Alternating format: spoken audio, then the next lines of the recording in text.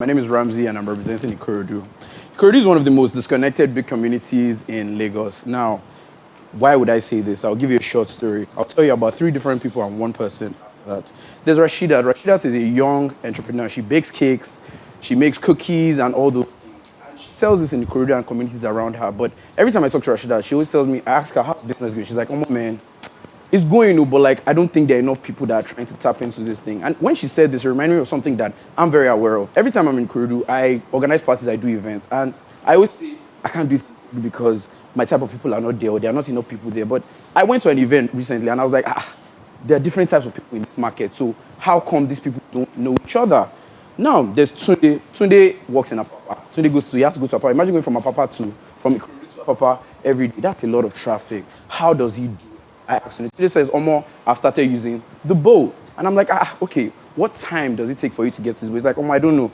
Maybe someone like 7 or 9. Let me try to get there around that I will get a boat. And I'm like, what if you don't see a boat at that time? He's like, Omo, I just wing it. And I've gone to these boat places, but I've seen how it works. You have like 4 different people ticketing. You see boat owner, his name is Latif. He's like, Omo, I have to pay the ticketer here. After you collect your ticket, there's somebody else that will tear the ticket. After somebody takes the tickets, somebody else gives you your bag and then somebody else puts you in the boat. I'm thinking, why do you need up to 4 people to do something like 2 people can do or 1 person can do? And I'm thinking, there's a lot of disconnection. There's so much these people can do. And I'm thinking they are not connected. So what comes to my head? Gomilo. Gomilo is basically a website where you can reach out, you have your time plan. So for someone like Tunde now that couldn't get his time plan for me, he would have said, just check Gomilo. Gomilo will be available for you. You see your boat time, you see your flight time, you know when you're supposed to arrive there. And this is also a way to solve payment solution. For someone like Latif that tells me, I have to pay this person. On an average, these people are earning like 12,000 each. That means Latif is spending about 50 to 60,000 every month on 4 people where he can streamline this process. With the introduction of Gomilo, a payment solution company, which we have plenty of in Nigeria, as we know today, will be attached to this to solve Latif's major problem, which is, wow, I'm paying too much money for so many people for something you can do once. Now, you would ask me, why would people in Ikorodu use things like this? Tunde is in a group chat where it's called Boat Club. There's like, how many of them? There are numerous numbers of people there where they can all come together and apply to use this app. Now, this seems like I found the solution for the boat owner and for Tunde. Now, how do I solve Rashida's problem? How do I make money for us? Now, being this kind of app, Rashida told me people don't know about it enough. So now, on the platform, we'll have advert placements regularly made there, which is where we will make our money from. Now, you would ask me, why would you make that kind of money? In the market I'm talking about, on an average, every day, over 300 plus people go from Ikorodu to CMS on a regular. So you're telling me if 300 people are living on a Monday, that means we have a guaranteed market of about 1,500 people. This is just for them. And now for the small business owners from the communities I've seen Rashidat in, we're talking 500 plus people. So realistically, we're looking at a market of over 2,000 people that need to connect with each other just for that side alone. Now, with this, with what I'm telling you now, it means on an average, even if you charge them 10,000 naira, just 10,000 naira on an average, in 3 weeks, if you do a payment plan for them and tell them, okay, you know what, Rashidat, advertise your stuff here for me for 3 weeks, 10,000. In a matter of 10,000, if 20 people pay that amount, that's 200,000 already in 3 weeks. In a matter of 4 weeks plus that again, in a matter of 3 months, we're seeing 800,000. In over a year, we would have more than doubled the initial investment. Now, this is just one side of this discussion. You would think, if you were to invest even more after we return the money, there's a larger side to it. For someone like Tunde, we don't know much about Tunde, but think of it like this. In a couple years from now, people will start to invest. With a platform like Gomilo, we will be collecting data of all these little people go to work, people that go to CMS, people that go to the market, meaning that we are creating a small consultancy business because in a few years, Fort Mainland Bridge will be done in Ikorodu.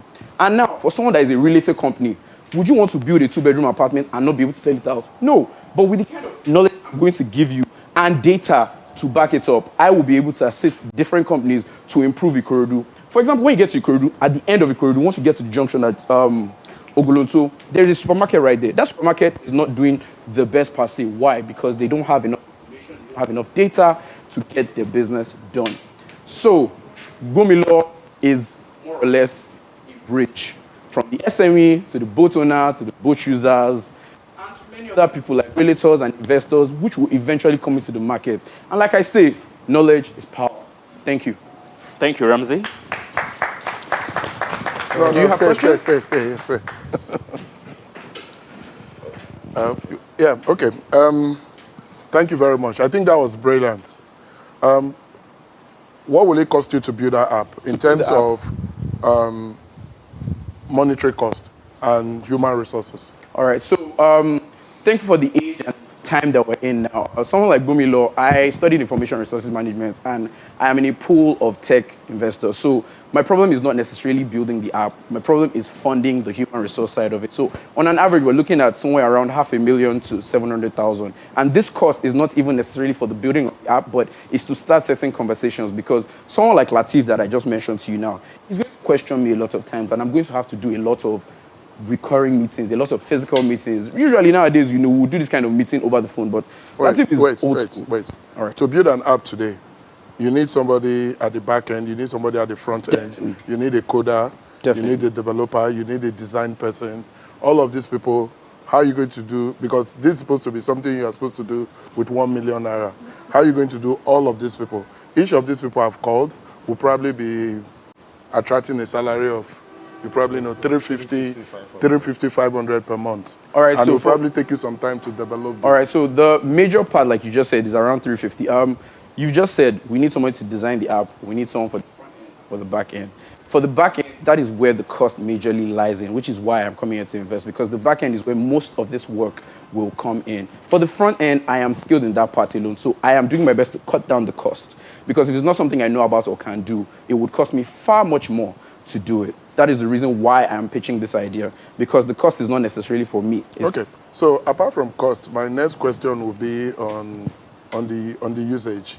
So the woman that is in the market, the 4 people that is at the jetty point, how do you get them to start using an app when they've never used an app? All right, so for me and or for... Or they don't ever have fun? All right, so the 4 people I mentioned, those are not people that they have no business using the app. What those 4 people do, they're costing the boat owner more money. But I understand what you're trying to ask me. So for someone like that, Bumilo is kind of solution that it's not just, open the website and do that. For the process that I've just explained to you, there are 4 people that are usually at the jetty. Now you can only have maybe 2 people. Out of these 2 people, I have seen the people that are there. They're skilled enough to operate a simple process. Meaning, even if you can't sign up on the app, like even if you can't, even if you cannot go through the process, once you get there, they will put you through. And then aside just, getting maybe an email, because most times when you see apps like this, they always tell you check your email. I'm aware that some people in Ikorodu are not exactly as skilled to do that, but there are payment solutions that provide you codes through your text messages. So we have addressed that issue, 1. And 2, another major place where you get things like this are WhatsApp portals, because that is where most of the people that I'm aware that even use the boat system are, because they have numerous group chats. All of them are inside group chats. So that is where we will be tackling, that is where we'll be introducing the idea into. Okay, so just a little clarification. You said something about the driver stopping at different points to pay people. How does to pay whether the tax collectors or say the bus No. You said something about What I was explaining was, so when you get to the ferry terminal, once you get there, the first person you meet is probably a ticketer. After that ticketer, you pay that person. There's another person that tears the tickets. After that person tears the tickets, there's somebody else that still sits you somewhere. After that person sits you, there's somebody else that still comes again to give you your bag. So basically, the purpose of Gomilo is to streamline the process. That is what I'm trying to do, because you don't need 4 people to do what 2 people can do. Verify it. Yeah. Okay. All right. All right. All from me. Thank you, Ramsey. Thank you, Ramsey. Sorry. Good evening, sirs. My name is Omeche, and I'm the CEO of Primark Foods. Now, Primark Foods is a food and beverage company that is 100% organic and natural and homegrown in my state, Otipo, Benue State. Now, due to the rise of diabetes and other health-related issues from eating heavily processed food and canned foods, people are suffering from diabetes and other illnesses. Now, I come in to give you natural, homegrown foods that will save lives and at least offer a better option, a healthier option for you. Now, where I come from, Benue State, we are known as the food basket of the nation. We are blessed and our land is fertile with a lot of food fruits and vegetables. Now, we have farmers that farm that don't have readily available buyers. But I know states and cities like, mega cities like Lagos that have industries and food companies that are willing to buy these products. Like now, one piece of yam in Lagos, you can get it for 1,000 naira, 1,200 naira. While in my place, you can get a piece of yam for as cheap as 400 naira. Now, me being a daughter of the soil, I can get this piece of yam for as low as 200 naira. Now, I will be the link bridge between these farmers and these companies, because all I need to tell them is just come and farm. You don't need to look for anybody to look for to who will buy your products for you. I will be the person that will buy your products for you, thereby encouraging more people to come into farming, thereby at least alleviating a form of unemployment in my state. On the flip side, I'd like to produce yam flour, 100% freshly squeezed juice, fresh spices, and 100% freshly squeezed juice, yam flour, spices. And also, I don't want to waste fruits, because in my place, a lot of things get wasted. You can get a bowl of oranges for as cheap as 50 naira, 100 naira. You can see the back of oranges, mangoes thrown on the streets. Now, I want to convert the back of these things to sell it to companies that sell herbs. Most of these companies that sell herbs use the back of all these fruits for their herbs. So I don't want to waste anything. We use the fruits themselves to make freshly squeezed juice. We use the back of it to make herbs for companies. We can also dry these fruits and export it to other countries, because there are a lot of people that like eating dried mangoes, dried apples. So we can also use that for selling. Now, that brings me to sustainability and the scalability of this business. Now, as long as human beings are on this planet, food will always be an essential commodity, because according to statistics, food business generates over $1 billion in profits, not just revenue. That brings me to my budget. Now, since it's just a starting business, I will start with a processing machine. One processing machine will cost me 100,000 naira. I just want to start with 2 processing machines. That's 200,000 naira. I need a juicer. A juicer will cost me 30,000 naira. So I just need 4 for starters. That will cost me 120,000 naira. I want to start with just 4 workers, since this is such a small business. Now, the salaries of these workers will be included in the initial capital. That's 1 million naira. I want to pay these workers 30,000 naira. I already have their 3-month salary. That's 360,000 naira. I've also taken the liberty to send a proposal to a packaging company called Packaging.ng that is willing to supply me my packaging materials at a discounted rate, as long as they are the sole providers of my packaging material. And the last thing I need is a sealing machine, which will cost me 70,000 naira. Also, I made room for miscellaneous, which will cost me 100,000 naira, because it's a business and it's Nigeria. You can never tell where you need more money. Altogether, which will bring me to 930,000 naira. Now, for my financial projection, if one piece of yam is costing me 500 naira, I'm making a profit of 300 naira. A bottle of juice is costing me 300 naira, I'm making a profit of 200 naira. One spice is costing me 300 naira, I'm making a profit of 150 naira. Dried fruit package is costing me 300 naira, I'm making a profit of 150. My first quarter revenue, I'm looking at 3 million naira in revenue with a profit of 1.2 million naira.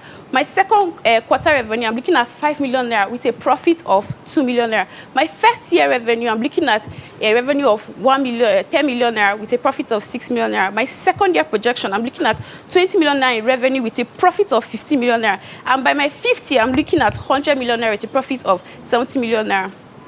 Now, with this business growing, I'll be able to at least employ over 20 to 30,000 people in the years coming, which will alleviate poverty and at least unemployment in where I come from. I don't know if this is a sign from God, but before coming for this show, I registered this business because it's an initiative I want to take on after this show. I don't know if it's a sign from God or it's just preparation meets opportunity. Now, this business will change lives. It will save families and to keep my community clean. All it needs is just that one person that believes in my dream. And I believe that that person is you. So please take a chance to my community called Otukbo. Thank you very much. Thank you, Meche. What are the judges?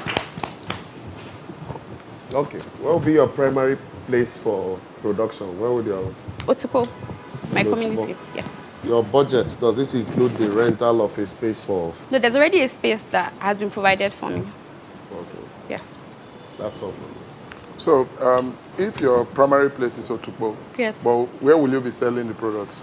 No, that's why I'm going to send proposals to other. I already sent proposals to one company that's already interested. So I'm sending proposals to other companies in mega cities like Lagos.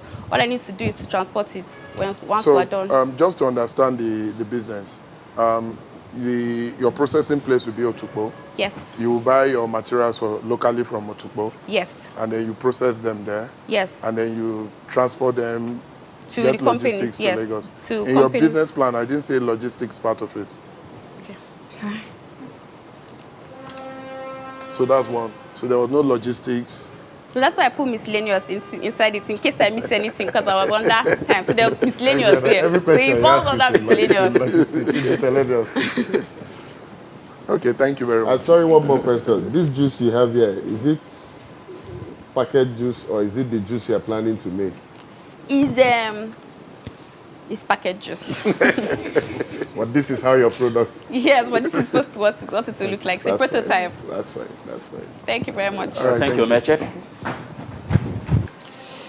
Good evening, sirs. My name is Bowman Bognet. I'm from Kaduna State. The hood that I represent is Sabontasha in Kaduna State.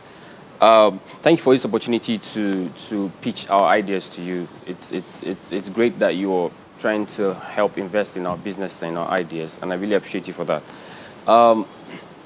Kaduna State is a beautiful place. I don't know if you have been, but it's a beautiful place. And my hood is an amazing hood, blessed with hardworking people, diligent, honest, accommodating people.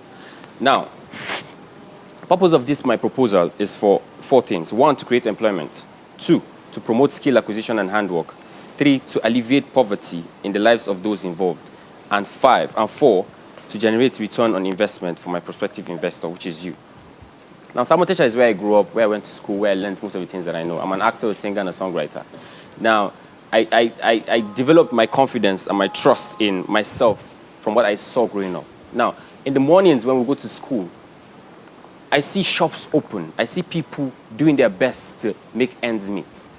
Now, that has encouraged me to pursue my dreams and do whatever I can do to make ends meet for myself. Now, this is the thing. There's a me problem. Me problem is typical wake up, go to school, come back, go to more school, pass exams, and all that. This is a big problem where I'm coming from because a lot of youth don't want to do anything with their hands. A lot of youth don't want to learn a trade. A lot of you don't want to do anything apart from be bad or be good. Now, the me problem here is to be solved because I have friends that have put themselves through school from what we call petty trade, what we call handwork, selling stuff, washing clothes. I have a laundry business, and I run a poultry business too with my mom right now. Now, it takes me straight to my proposed business. It's called Slick Trims Barbershop. Slick Trims Barbershop. It's a barbering salon that I want to open because I feel like it's a thriving business in my hood. It's not a lot, but it can take 2 or 3 boys out of the hood. I'm not big on taking 10 persons because I can't carry 10 persons. But if I can change the lives of 2 persons, create employment for these persons, help them put themselves through school, help them put food on their table, help their mom who is selling something by the roadside, then of course I'm giving back to my community. Now 1 million is not 10 million. It's not a lot of money. It is great that we have it. You can spend it as easily as you get it. But I want to rather invest in this business because I've been passionate about owning a barber shop in my life. The first time I cut someone's hair was in this house. I shaved my head. First time I did was this house. Nobody knows that. Now they're going to be worried for themselves because, oh, if we knew, we wouldn't let him do that. I've always wanted that, but I've always wanted someone to help me. I've pitched this idea to some people, maybe not in this detail, but I want to own a shop. I want to own this. I want to employ people. Not because I want to be a boss, but because I need to change what I put myself through. Because there were times in my life when I did not know how to commit or how to help somebody with any funds. But with this, I can change somebody's ideology about how to pursue their dreams or how to make ends meet. Now I have 1 million naira. With that 1 million naira, I used 200,000 naira to rent a shop. Now after that, I used 150,000 naira, or let's say 810,000 naira. I don't want to run down the list. It's kind of a long list. To buy equipment, buy clippers, buy mirrors, buy chairs, buy ACs, buy TVs, buy everything you see in a barber shop. Now, at the end of the day, I employ 2 persons. You learn a skill, you feed your family. You learn a skill, you go back home. You don't after school, stay and become whatever you become. Because at the end of the day, if you, and I do mine as the devil's workshop. Now, after school, you can come home and come and learn the shop, learn how to barb. You barb, you make ends meet, you make your money. Now, I love this idea because I've been passionate about it. And if you give me the opportunity to, if you invest in this business, in this idea, trust me, you're not going to regret it because I love my hood and there are a lot of youths in my hood who need this. And in the long run, if this is successful, I can successfully open another shop, which could be for the females. Because I understand how this might look like it is gender bias. No. It's just what I can do with what I have at the time that I have. Now, at the end of the day, if this works for me, I'll be happy, you'll be happy, the boys that I employ will be happy, and everybody goes home smiling. Thank you. Thank you.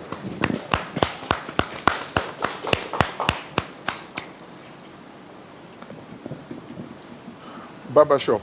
Yeah. There are loads of them everywhere. What's special in the one you are going to make?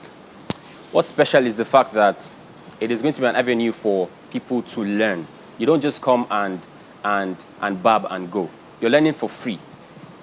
Yeah, I know shops in my hood where people Is it pay. a barber academy to teach people how to cut hair, or where people come to cut hair? It's where people come to cut hair. Okay. But it's also encouraging young kids in the hood not to roam about, but come and learn. Because a lot of times when I go to cut my hair in my hood, there are other boys standing, watching and learning. And this takes them away from the evils of the hood. Okay. Anything? No questions from you. Okay. Thank you very much. Thank you. Thank you. Good evening, sirs. Evening. My name is Imade Osawaru. I'm from Edo State, Benin City. Okay. I was born and brought up in my state, which is Benin City. I know this state, this city, like the back of my hand. So it's where I go almost every month. Fine, I don't live there for now, but I go there almost every month because my parents are there, my family and other people because of my type of job and career. Okay, I jot down some things that I would like to read to you. Okay, first of all, my purpose of doing this for my hood is to empower the youth in my hood and help them actualize their dreams of being in the entertainment industry while generating income and revenue for possible investors. Like I said before, my name is Imade Osawaru. I'm an actor and a producer. I'm also a chef. I have been in the movie industry, acting and producing for over 6 years.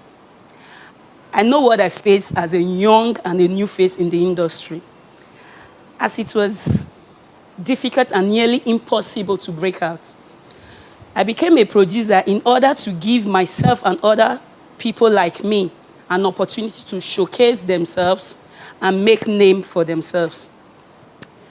Although these have been fruitful, but it has failed to leave an impact in many people's life as I wish. Okay, this is where Made Money initiative came in. Made Money initiative is an acting school which comprises of 3 classes: acting, editing, and cinematography. These classes will be made available for people from my hood who wish to be in the movie industry. This package will be structured to cater specifically for more than 1 classes at once. Applicants will be given the opportunity to learn from my colleagues and professionals in the respective field. With your support and investment, the Made Money initiative can acquire the 3 important factors to make this happen. These are place, people, and equipment. Okay, having done my research, I've come with a cost breakdown. Like when I say place, which is the space where we'll be learning, where we'll be teaching these people that will come to learn. And people are the professionals that will teach them what they need. Equipment is the things we need, like cameras, light, everything that you can make a production work with. Because a film school, we need all these things. So for space rent per month, because it's my hood, I know I can get this for free, but you know, at times you don't need to just put hope on some things. So you still need to make some preparations and make things work yourself. So I can get a place for like 230 to 300,000 per month, like the space we need. Then people, which is 3 professional teachers, like 180K per month. Then equipment, I can get equipment 300 to 350 per month, and miscellaneous like 140K. Okay, for arting, I have, if I can get like 20 students per semester, which a semester is like 3 months, and editing 10 students, why cinematography 5 students, which is 35 students per semester, I know what will be coming out from there. And I know my people need it. They will buy into this, and they will be happy to have this if you can consider us. Thank you very much. Thank you, Madi. George, it's over to you. All right, so quick question. In your projection, how much do you think your students will be willing to pay for your school? Okay, I know of arting schools that lowest you can get for 3 months, lowest is like 350 to 500,000. But because it's my hood and I want to empower people, I want to give them the opportunity to come into the limelight that they seek, I will make it cheap for them.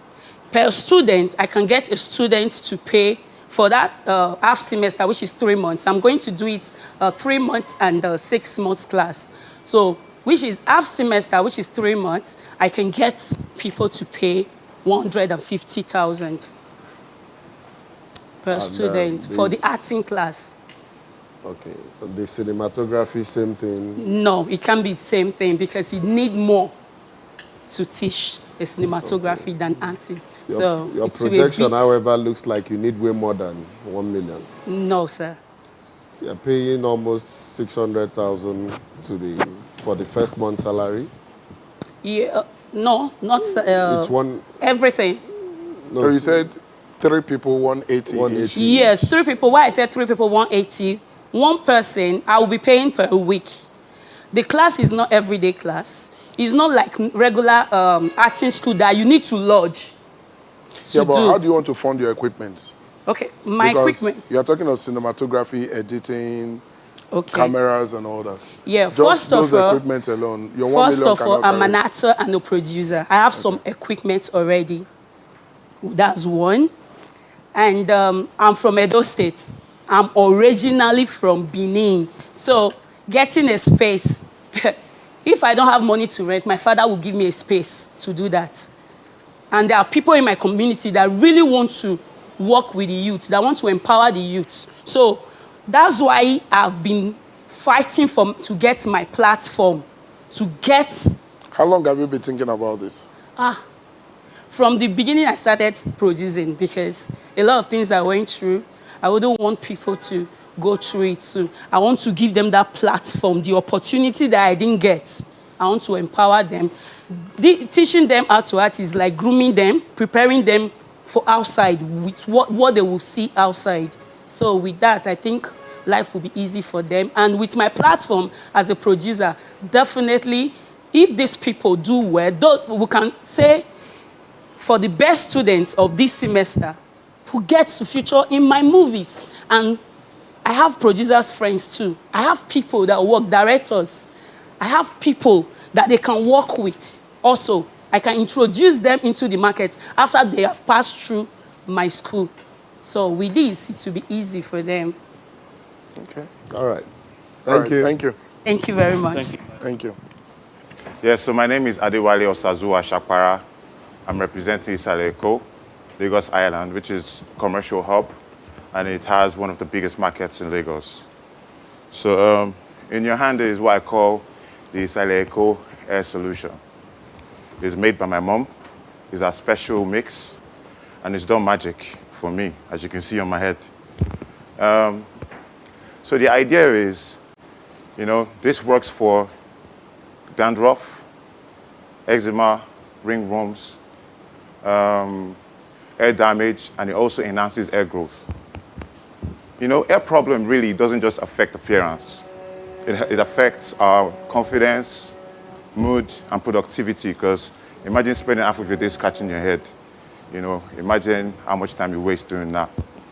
So the idea is, I live in a hood where we have some of the most industrious, hardworking, people from all over Nigeria, you know, with vast distribution networks and marketing strategies, driven and passionate to succeed, with passion to succeed.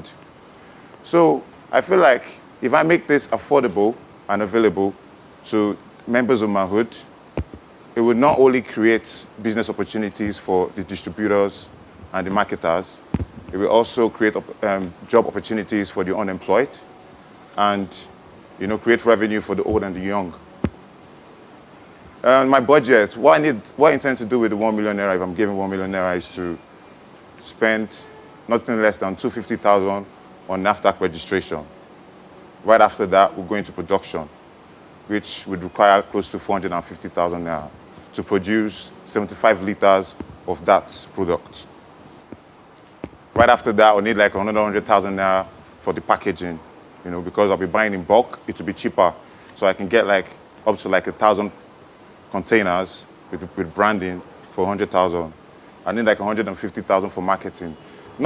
It sounds like a little amount of money, but the truth is, like I said, Lagos Island is a marketplace. You know, we already have street soldiers that are constantly marketing stuff. You know, most people leave their different parts of Nigeria to come to Lagos Island to buy products to go resell. So we might not even have to do a lot of moving.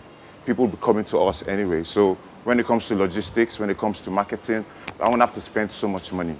And then I'll need like another 50,000 naira for miscellaneous and a couple other things that might come my way. Projection.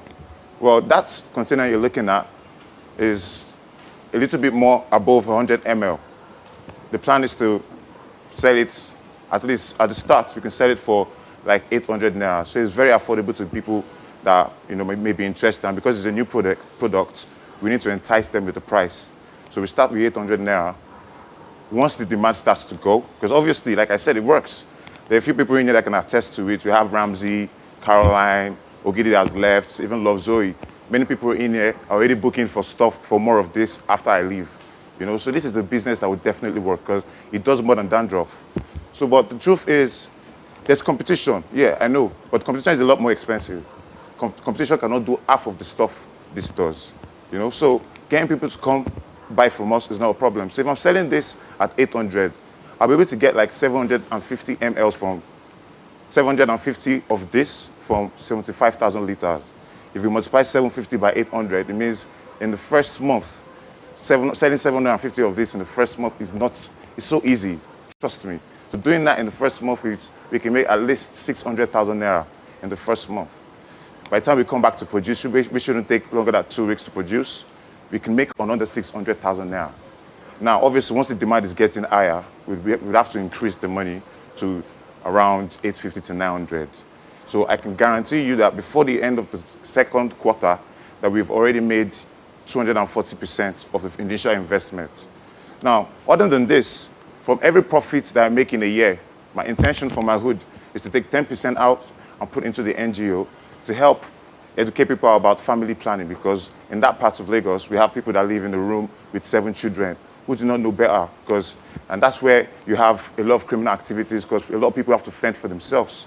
So from this money, we'll be putting it into the NGO to educate people about family planning and birth control. At the same time, help the elderly and children with medical bills as time goes on. This is going to be a great export because all over the world, we have black people that go through the same issues, down from America to the UK. So with this, from the moment we start garnering more support, this will definitely be a great export. So yeah, that's it. Time is up. Thank you. Thank you. Judges, let's see. So a little clarification. What I hear you say is your product has no direct benefit to your hood. It does. However, it does. The profit from the product yeah. will go to serving your hood. Well, it does affect my hood because, like I said, we're black. We're all black. We all have these hair issues. Like I said, it affects appearance. Sometimes it affects productivity. So, like I've been in the hood where I see different people having different hair issues that they don't have solutions to them. With this, it will definitely bring solution to them. It probably even boost their confidence to want more out of life. Now, so other you than said that, your mom is already doing this? My mom produces this. She has a special recipe that she does. I brought it in here because I had plans of starting the At business. what scale is she doing this right now? Now, it's just for myself, just for the family, because we have a serious dandruff problem. You understand? My sister she didn't have any hair in the front of her head for a while once she started using this. And the moment she started using this, everything changed. Same here, I used to have thick layers of dandruff once I started using this. Where do you source the materials from? So my mom does all the shopping, and most of which is bought on the Lagos Island. So the fact that we're even shopping on the Lagos Island for the rest of it, it means we're also creating revenue for members of the market. And then the people that are marketing it, we have street soldiers in the market that all they do every day to feed themselves is go about selling different products. These are people that will automatically work for us. Yeah, but Lotto, Yeah, your mom is doing this and Yeah. she buys the materials locally. and it makes them. Yeah, and mixes them. Yeah. Do you know what's inside? How are you sure you are going to get NAFDAC approval for this? If you're Well- not sure of what chemicals and all that this is made of. Okay, well, because this is not the first time. I've been using it for almost a year now. You understand? And it hasn't done anything but make my hair grow. It hasn't done anything but make everything good. I know what the product she uses, but I cannot let that out here because it's a family secret. You understand? But it does not have any... Yeah, it is. trade Otherwise, the moment it's a trade secret, exactly. So the moment I let it out, anyone else can go make a mix before I get out of here, and then they're already making money from it. But the fact is, these are components, organic components that combine together to produce this cream. So it's actually very safe. It's like magic. Trust me. Okay, but on the money side, Yeah. so if you are sourcing the material, because in your projection of money, you didn't talk about the cost of the material that she's going to buy. Okay, You so I didn't talk said about the cost of the place where you are going to use you are for going the to use. packaging and the You didn't talk production. of the cost of the people that you are going to pay to Okay. work with this, because I believe your mom will be your Should be a first part of it. partner Yeah. Yes. in the business. Yes. So therefore, there will be some cost Yeah. tied to that. Well, when it comes to the place, we have space already in Lagos Island. Like I said, I represent Lagos Island. That's my home. So finding the place is no problem. That's why I never included that in the first place. Production, I said it was going to cost me, I would need 450,000 to produce 75 liters of that. If you do the maths, it's down to 600 for production for each of this 100 What's the ml. margin on this? So the margin now, at the start though, like I said, I don't want it to be I want it to attract people first. So when people see it and it works for them with word of mouth, more people will come. I started with 800 Naira. So that's 200 Naira profit in the first month. But obviously the first month is going to be used for getting a NAFDAC registration. It's going to be used for the production. And then the subsequent months will be for distribution and selling. So in a short time, once the demand is high, the price is going to escalate rapidly. So when it comes to the margin, I cannot place it on 200 for now. It's only 200 in the start, but as time goes, it's going to increase. Now you said... There's something I'm struggling with. Okay. And I'll be straight with you. I like the idea, but if your mom has been doing this and you're saying it's as good as what you say it is, Yeah. why have you not expanded it all this time? Well, I'm an artist, you understand? You're And still I'm an struggling. artist. I'm an upcoming struggling artist. So Yeah, but I've- you're still going to be an artist, or you want Yeah. to change to be... Yes, but once I have 1 million Naira, things are going to change. Because with 1 million Naira, I can then organize all of this. When it comes to the staff, when it comes to the labor, this is a family business, to be honest. So it's something that we are all going to be required to put our hands in. We're obviously going to employ a few people, to create employment through the process. But the truth about it is we're going to all have to put in our sweat to make it work. So when it comes to the employment, yeah, employment is going to increase. Once production increases, we're going to need more people. But in the start, 75 liters is not something that I think I need up to 10 people to mix. With the right mixers, it's not going to be a problem. But in the long run, we're going to expand to the point where we need more labor. Okay, let me cut you short because we don't have too much time.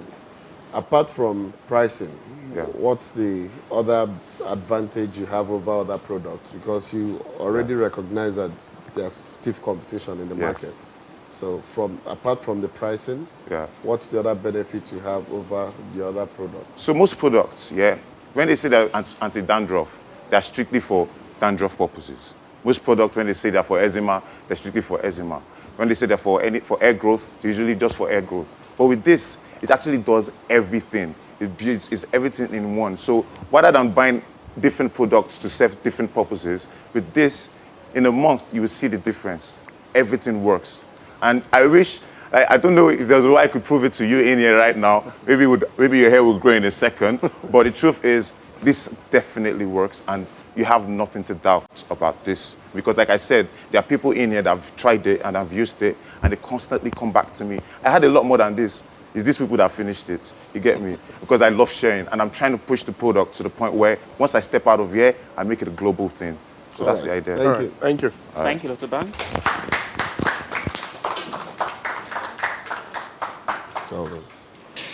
Good evening, judges. Good evening, my co-hood reps. My name is Shozi Lozi, and I'm repping Abuja.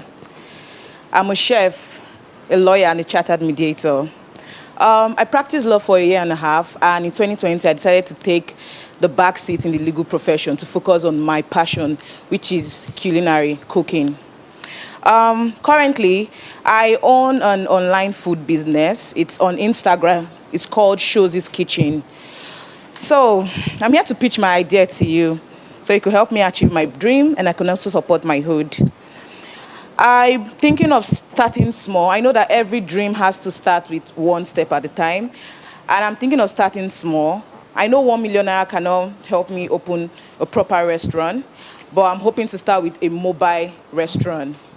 Now, I'm specialized in Nigerian dishes as well as Chinese dishes. I make snacks as well, burgers, pizza, shawarma, small chops, and what have you. I'm going to start with the marketing strategy I'm going to use. We all know how social media has become a very, very significant tool for advertising and business in the past few years. So, like I said, I have my food business on Instagram. With the use of Instagram, Twitter, Facebook, I would be able to, share my food, my menu, try to get customers. And I also know a couple of people that are like already big in business. Like I have a chef who tutored me, Chef Fatima in Abuja. She tutored me for like 2 years. So with her, I can also get her to help me attract customers through the use of her Instagram page. I'm going to be talking about how I intend to use the 1 million naira if you give it to me.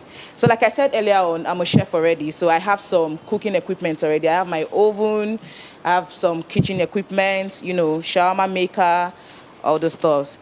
But in order to start the mobile restaurant, I'm going to need, of course, the container itself. Now, I'm representing Abuja, and in a place called Dawaki in Abuja, you can get like cheap things there. There are local blacksmiths and local welders there. So I intend to go and meet them, discuss my idea with them, negotiate with them, and for them to be able to help me build that container. And one container, I can get it for as low as 200,000 naira, the container. I'm thinking of getting 2, which is going to be 400,000 naira. Thinking of putting it in Wuse Zone 2. Now, if you know Abuja, you know that Wuse Zone 2 is like the city center, like the central place. Outskirts, like both sides, people can come there. It has great, easy access, sorry. And then the other side, I'm going to pitch the second container is Gwarimpa. Now, okay. Now, food is essential. People eat food every day. And how am I going to stand out? Abuja has a lot of restaurants, from mobile kitchen to walk-in restaurant to fine dining. There's so much. But how will I stand out from all these people? The first one is affordability. People want good meals, but still, they want to be able to afford it. Abuja is quite expensive in some highbrow areas. It's really quite expensive. People struggle to get like a good meal and also at an affordable price. So if you want to eat, for example, proper party jollof rice, and you are hoping to walk into a restaurant to eat like proper firewood jollof rice, you would end up getting it for like maybe a plate of like 2,500 naira. And an average man can't afford that every day. There are school children. My target audience ranges from school children to workers to old people to young people. So it basically caters for everyone because food is essential for everyone. I'm going to need, of course, when I get the container, I will need, plumbing and electrical services, deep fryers, some other little things just to add to it. Everything all together is going to be costing about 800,000 naira. I have already registered my business, the online business with CAC, so registering is not going to be a problem. And I have dispatch riders already, so that's not going to be a problem. I'm just looking for money to like just start somewhere before I open a big restaurant. Okay, Thank you. Thank you. Josie? Judges? Okay. Thank you very much. So you're already doing it online. Yes, I cook from like my kitchen and I So, deliver it to people. But what you want to do now is mobile. Yes. Why do you want to change? Actually, my main plan is to have a restaurant. But I'm trying to start small because I know I don't have the funds to have a proper restaurant yet. So I'm trying to start small, which is the mobile restaurant. Why don't you expand the online one?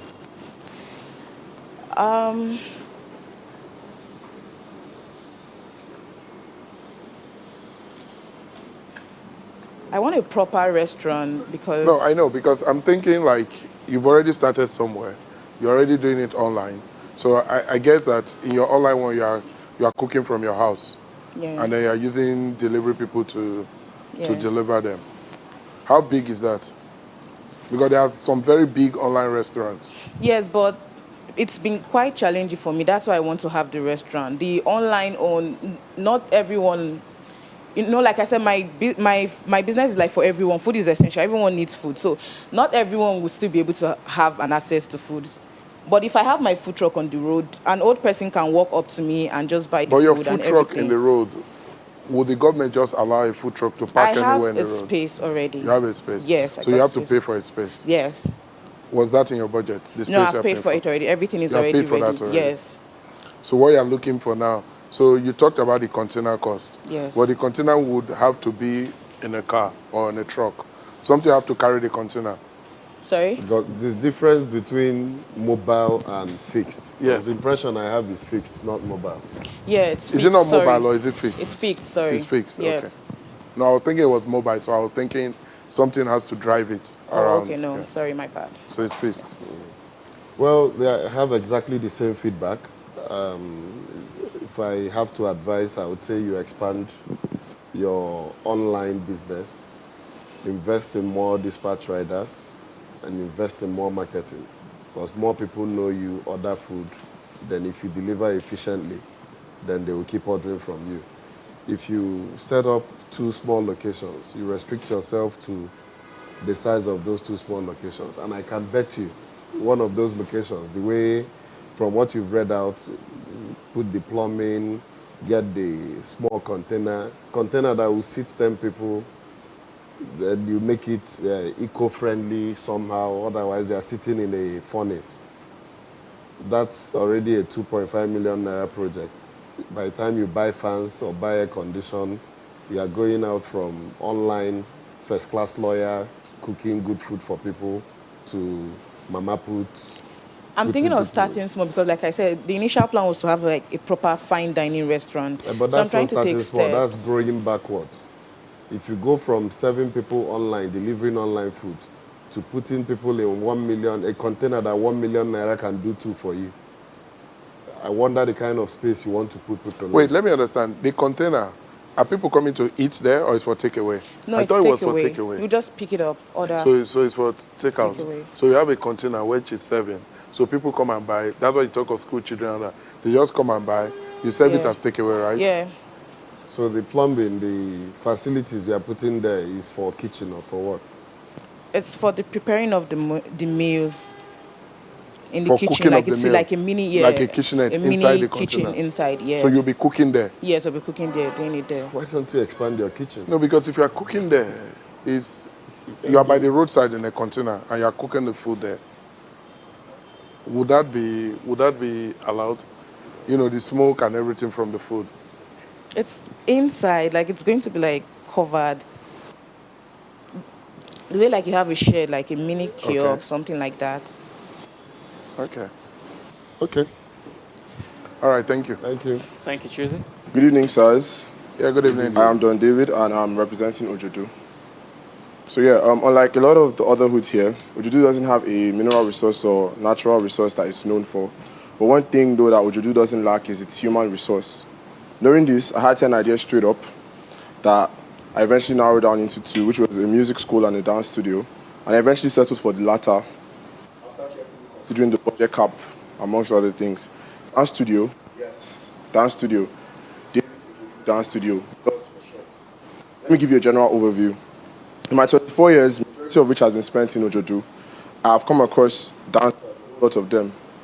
And these are the problems they face.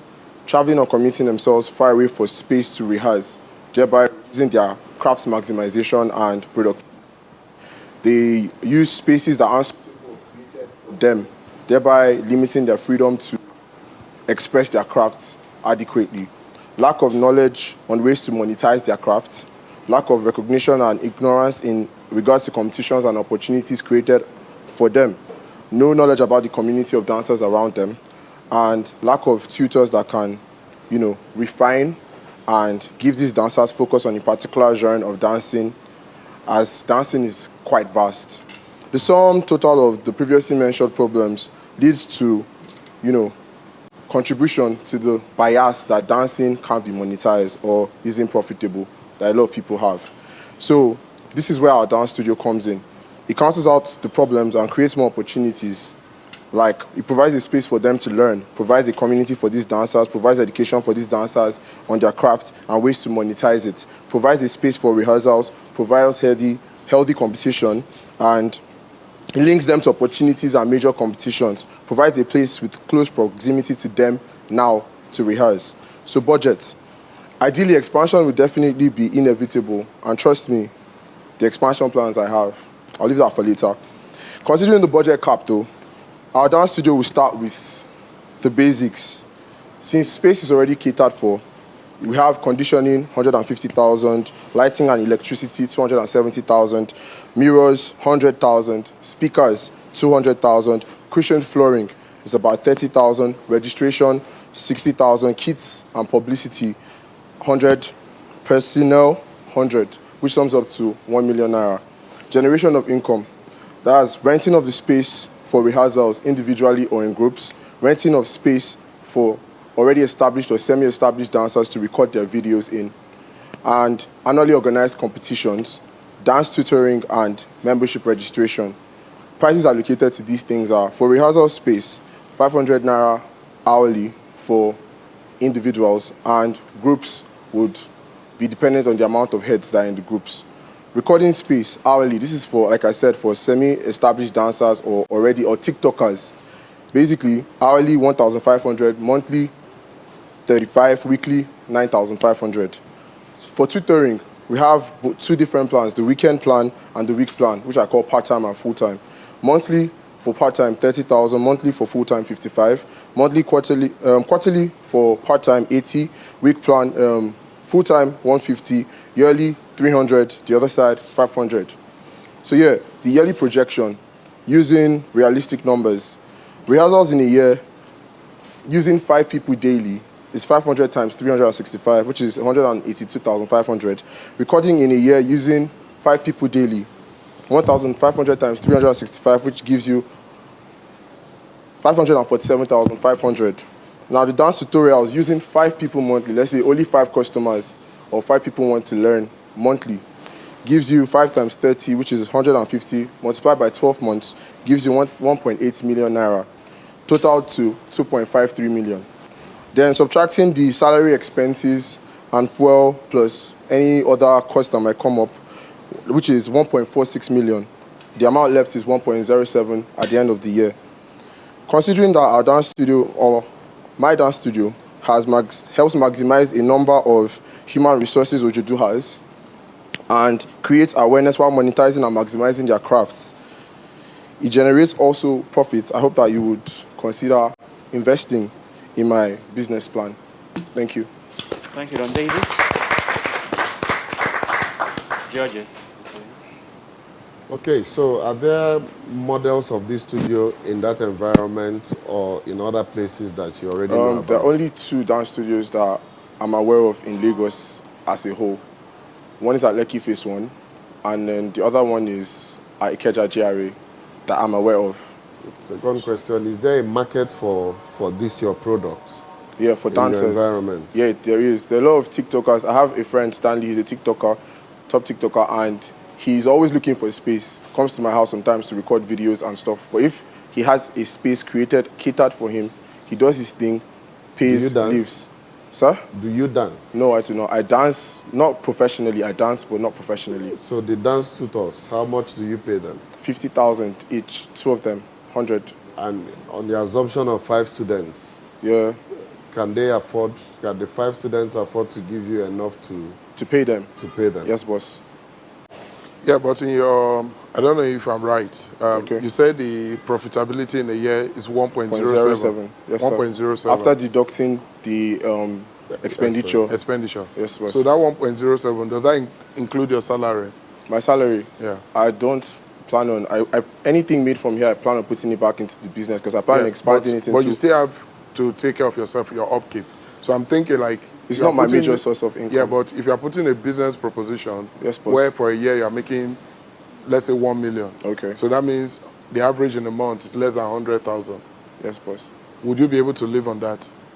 Will I be able to live on 100,000? Yeah, less than 100,000 a month. Well, like I said... To take care of your daily expenses and all that. Yeah, as a side hustle, definitely. Because that's not my major source of income. Okay. The dance studio is for the dance studio, it's for my community. It's no, but when you put the dance studio, somebody needs to run the dance studio. Yeah, which is why I have personnel that I'm already paying salaries to do so. All I'm doing is overseeing. Thank you. All right, thank you. Yes, sir. Thank you, Don David. Good evening, everyone. Good evening, prospective investors. My name is Jennifer Ebunike, aka Jenny Sims. The hood I'm representing is Federal Low Cost Housing Estate, Maiduguri, Borno State. The task is hood innovation.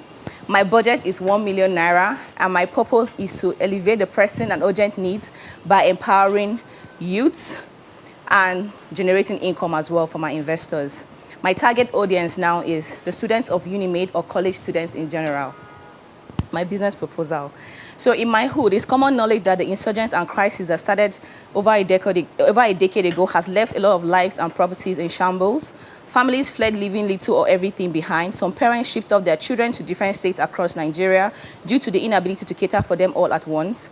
Many lost their lives, left their children behind with no means to cater for themselves, to fend to school, or to afford basic needs. Now, I have a story.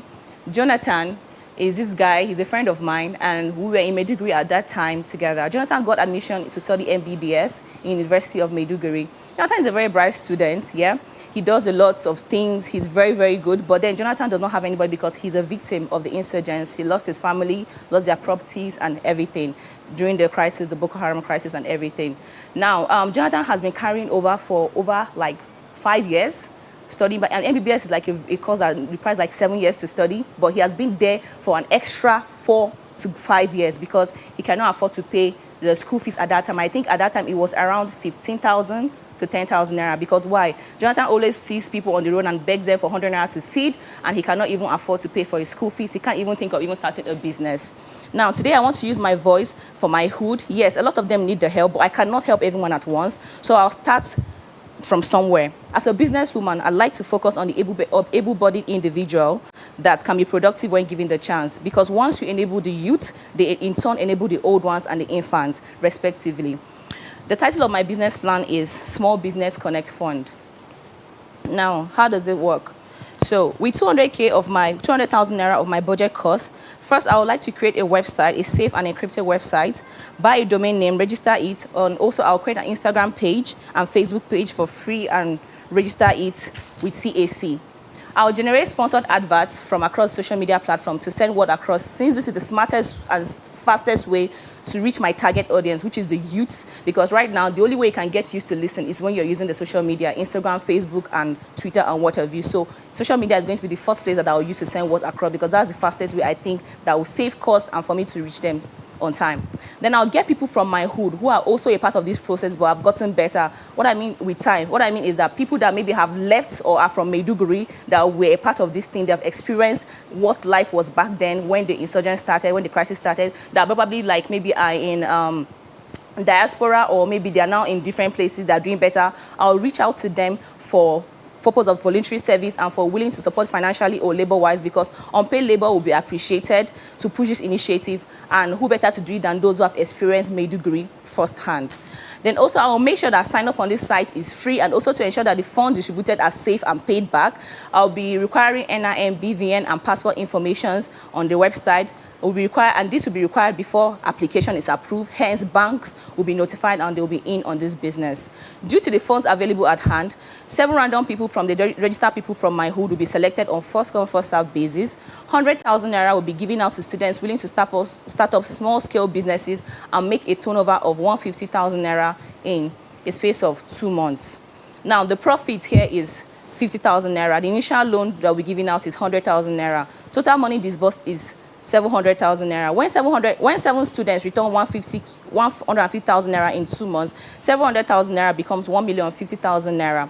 Profit of 350,000 naira already profit of 350,000 naira is realized, and already the website expense and advert is covered from that already. We increase the number of students to 9 in another 2 months. We make 1,550,000 naira. So 900,000 naira bears 650K in 4 months. So total profit accrued in 4 months is 800K. Capital of 1 million naira is still intact as the starting up capital. How a student can double this money?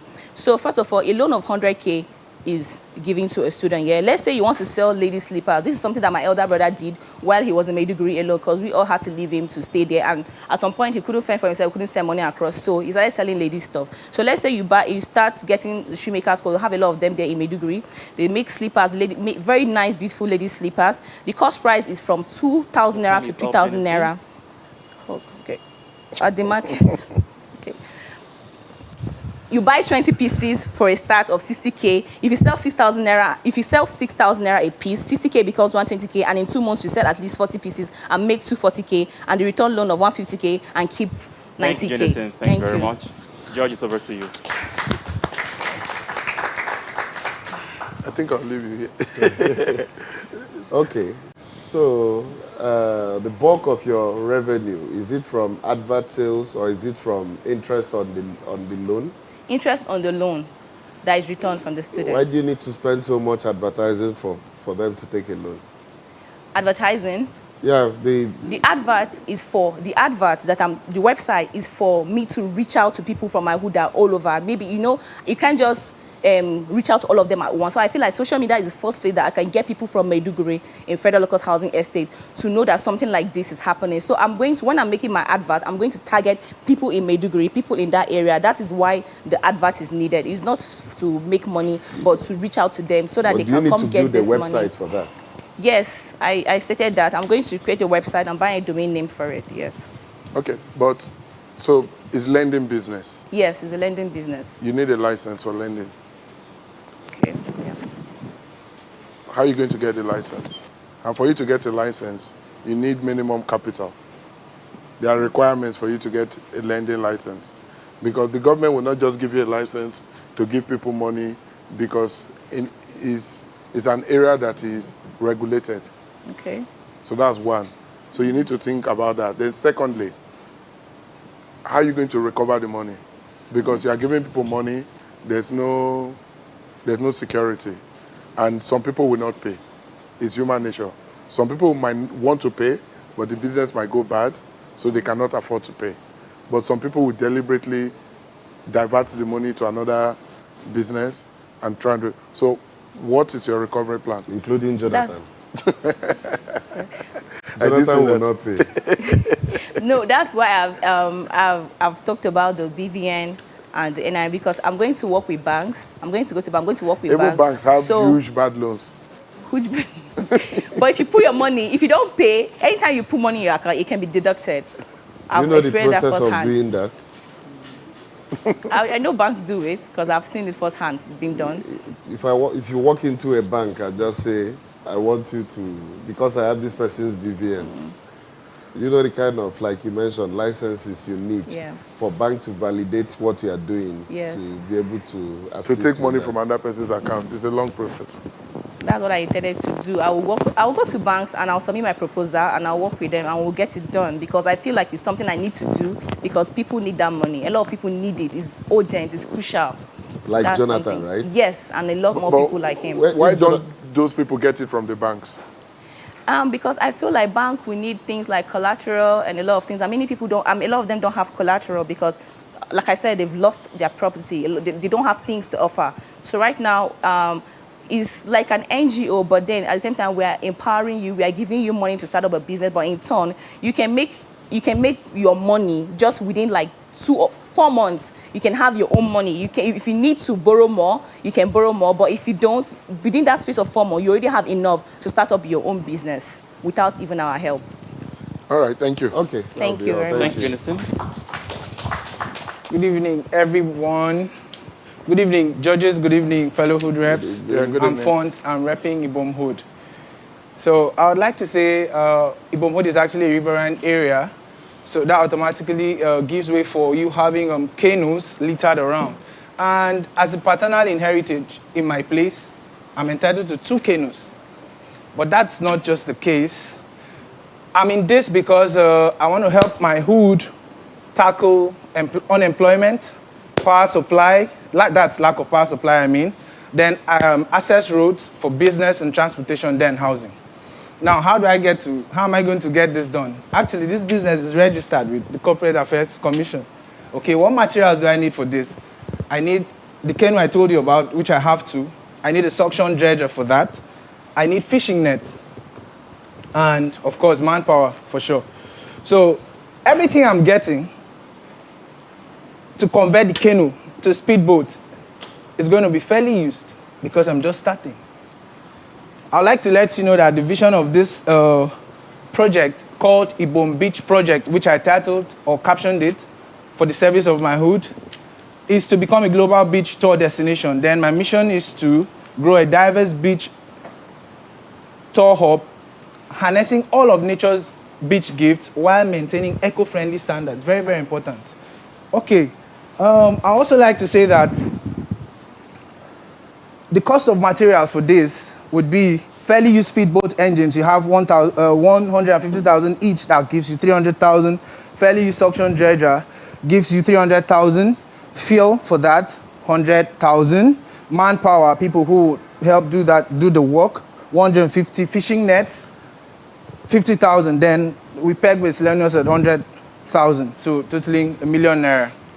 Now, how is this money going to come? This money is very important. I have to remit to my investors. How is it going to come? So the Ibom Beach project has 3, it's a portal child of 3 things working as one, regardless of season. So there's a suction dredging side, which has sand sale, sand swap, and sand swap has an MOU. Well, once the sand is being dredged, people are going to come into the beach. They have to pay. They are not coming in free. They have to pay, and for every time they pay, you have vehicles, you have trucks, you have exotic cars, you have individuals. How much do they pay? 5,000 Naira, that's what they pay. And we're looking at having 30 cars, 30 trucks, 20 cars, 10 cars, and individuals walking in. Which individuals are these people coming in? We have people coming in for water sport, which they can actually do scuba diving, jet skiing, and snorkeling, and things like that. We have archaeologists who would want to, by the seaside, get fossils, use carbon dating, and give us information about the history of certain things.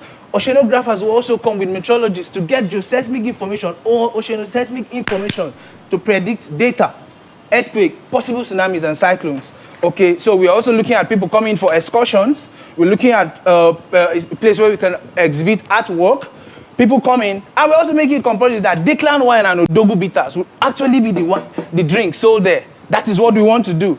In partnership with Ehi Kings, once they come in to take our sand, we're in business. We have an MOU. Every time you take our sand for free, you're giving us homes. I told you earlier, our people need homes. We need homes. We can't be homeless. Good housing is very important. So that partnership is going to work with Ehi Kings while this other business is still working.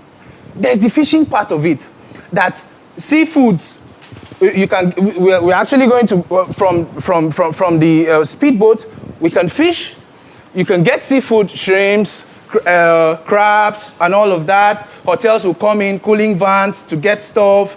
Over time, we can actually get trawlers and seiners for specialized work. We also intend on calling on Nevada Beach TV to come in and do a documentary which they can partner with other sister organizations and still yield interest. So we're looking at our daily cash to come in as 400,000, weekly 2.8 million, monthly 11.2, then quarterly at 44,800,000, then yearly 134,400,000. That's what we're looking at. These things are actually possible. And once the light actually comes, solar panel, irrigation, arable farmlands to cultivate, yam, any type of foodstuff and process, these things are going to help our hood. My hood is going to get better once I can actually get this finance. And of course, security is very important for this. Thank you. Wait, all right. Wait. Let me clap for you. Thank you. Wait, you want 1 million investment? Yes, sir. To make 134 million in a year? It's possible, Is that what sir. you said? That's what I said. That's what I said, sir. I just needed to clarify that. That's what I said, sir. In your analysis here, Yes, you talked about the 1 million to use to turn a canoe to a speedboat. That's correct, sir. And then in your income side, you talked about selling sand, dredgers, and all of that. I didn't see dredger. But part or I of didn't the see that's the land. suction dredging, sir. Suction dredger. Oh, suction dredger. Suction dredger, yes, sir. It's part To of take what off the is sand. buying. So Yes, sir. buying two fairly Just two, used, yes, two fairly used engines, then the suction and one dredger. suction dredger. Yes, sir. Okay. To create the beach. That's correct, sir. To get the Boom Beach project functioning. So is the there land, a beach? Is there an existing beach? There's an existing beach with the canoes I told you earlier about, but we need it owns to work. Who owns it? Ibom government. How are they going to give it to you for free?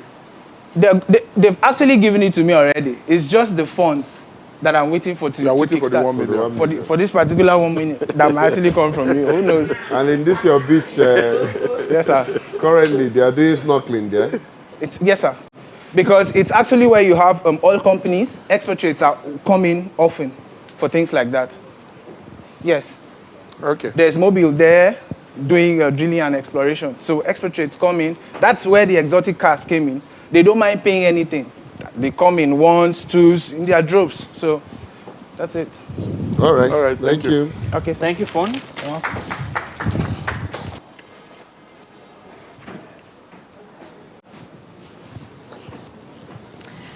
Good evening, everyone. Good evening, my hood reps. Good evening, my investors. My name is Caroline Homa Wonkonkor, and I am from Abia State. I'm repping Nteya Ungwa North. First off, I would like to thank the landlord for giving us this kind of task because it made me think deep. Now, health is wealth. And with that said, I would like to state out a major issue in my hood, which is bad water system. And as we know, first of all, I would like to say it breaks my heart to see how people go to the stream to fetch water. The water they go to fetch are not neat, and then they consume this. And as we all know, lives have been lost due to poor hygiene, not just in my community, but other parts of the world.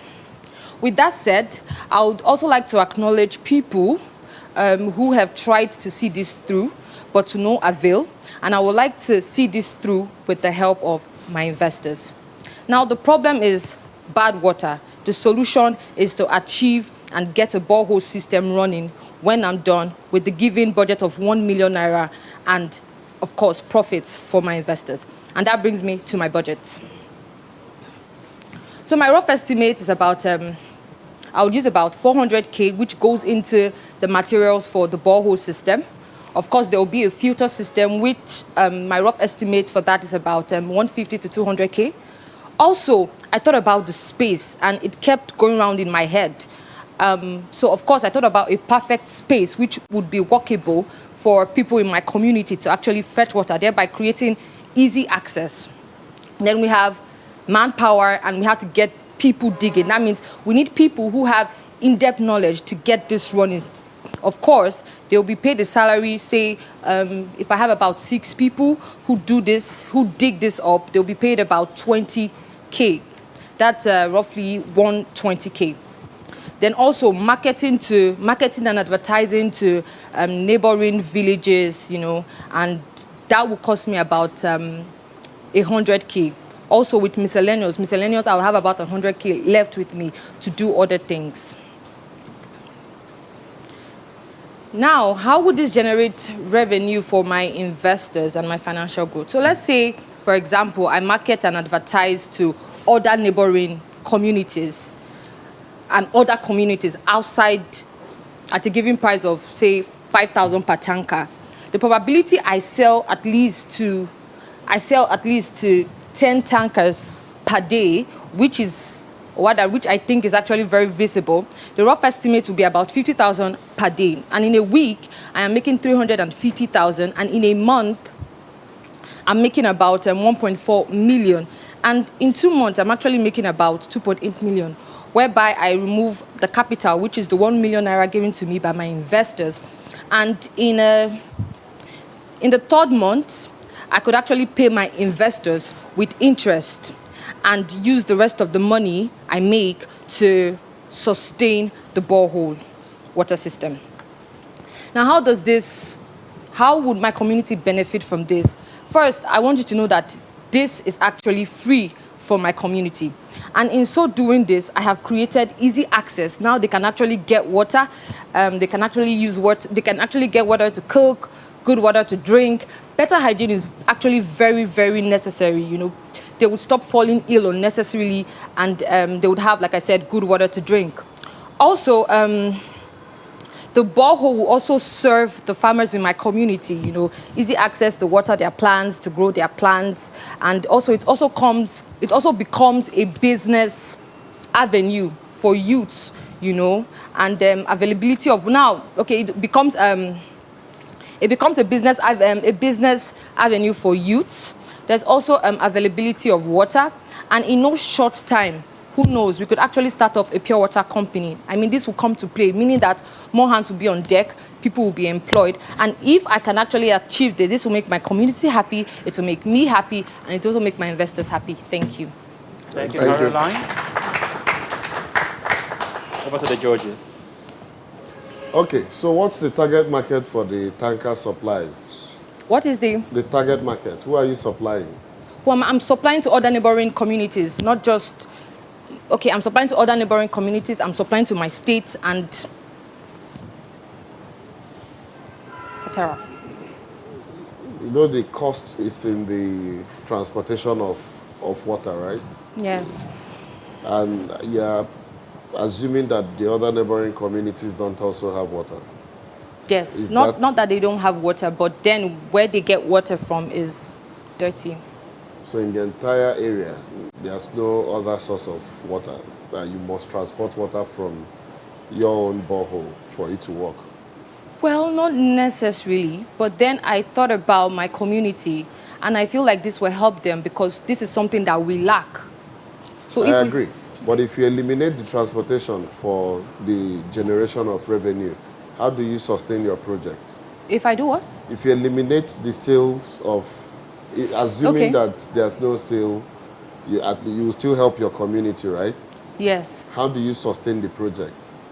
If there's no water tanker coming there to take water and...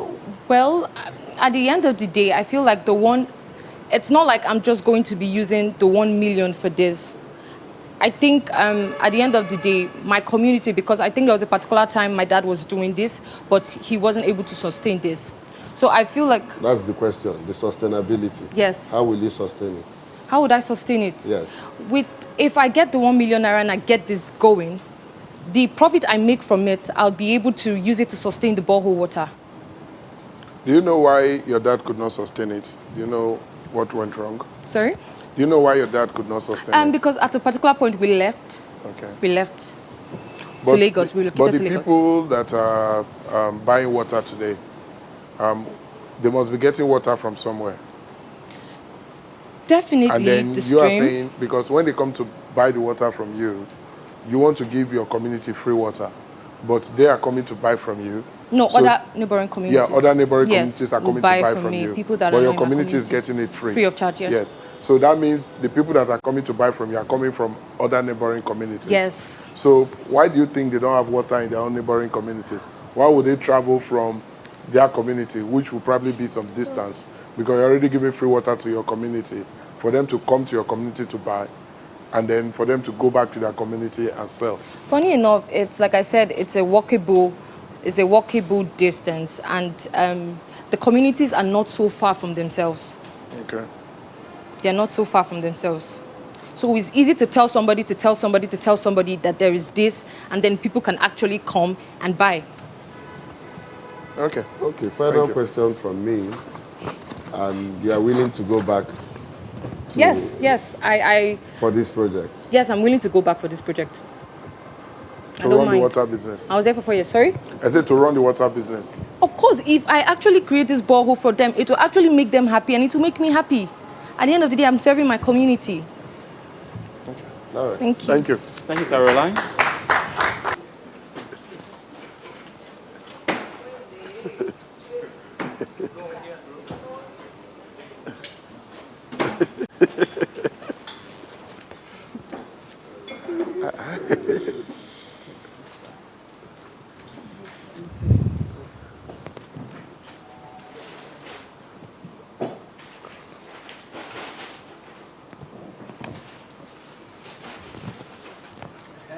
All right. Ifedeli, your time starts now.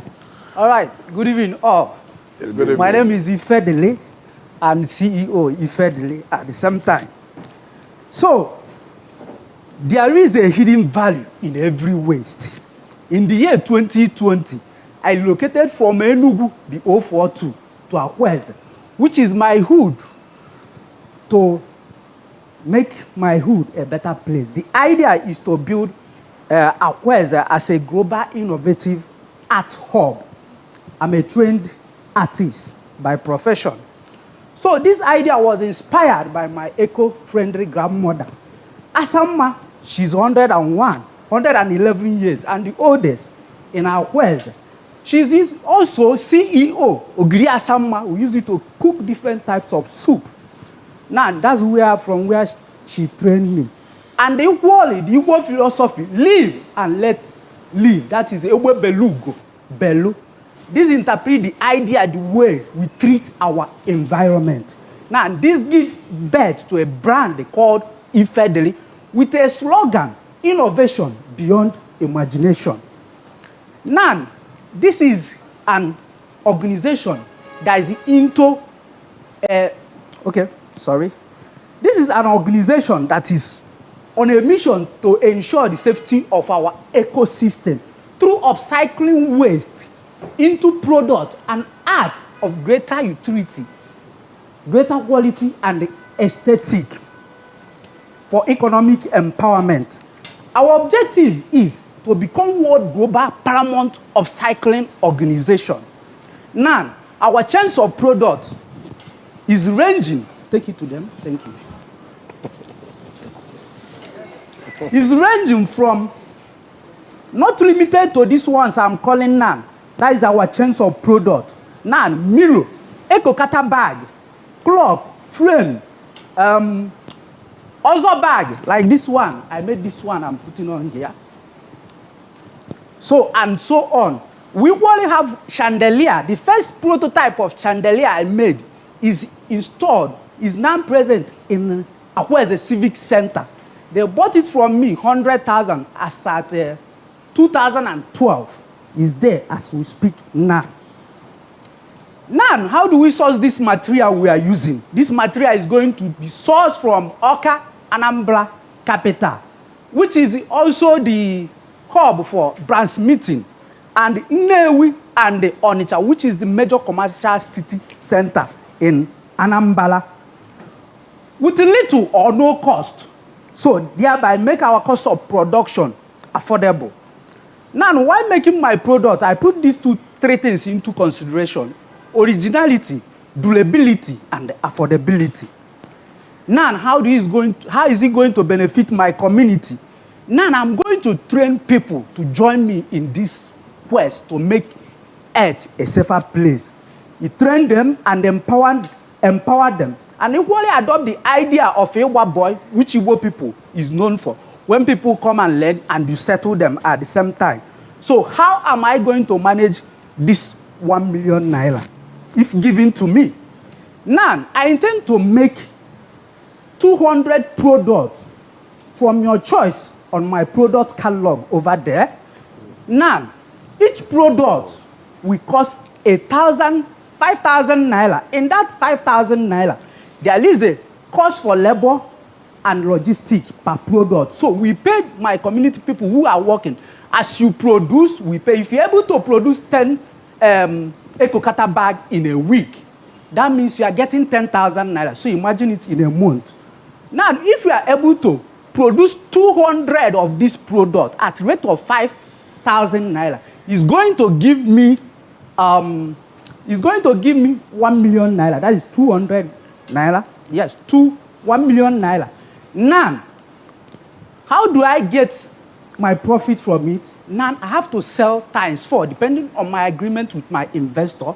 If selling at that rate, which is 20,000 naira, is going to give me 4 million naira, maybe in half quarter of the year. So now, this continuous process for the year. Now, I still need to, okay, at this point, this is what we call Afioma alone, good product that sells itself. So, and then Wale, before I stop, I have to educate people on this waste management. Your time is up, actually. All right. Yeah.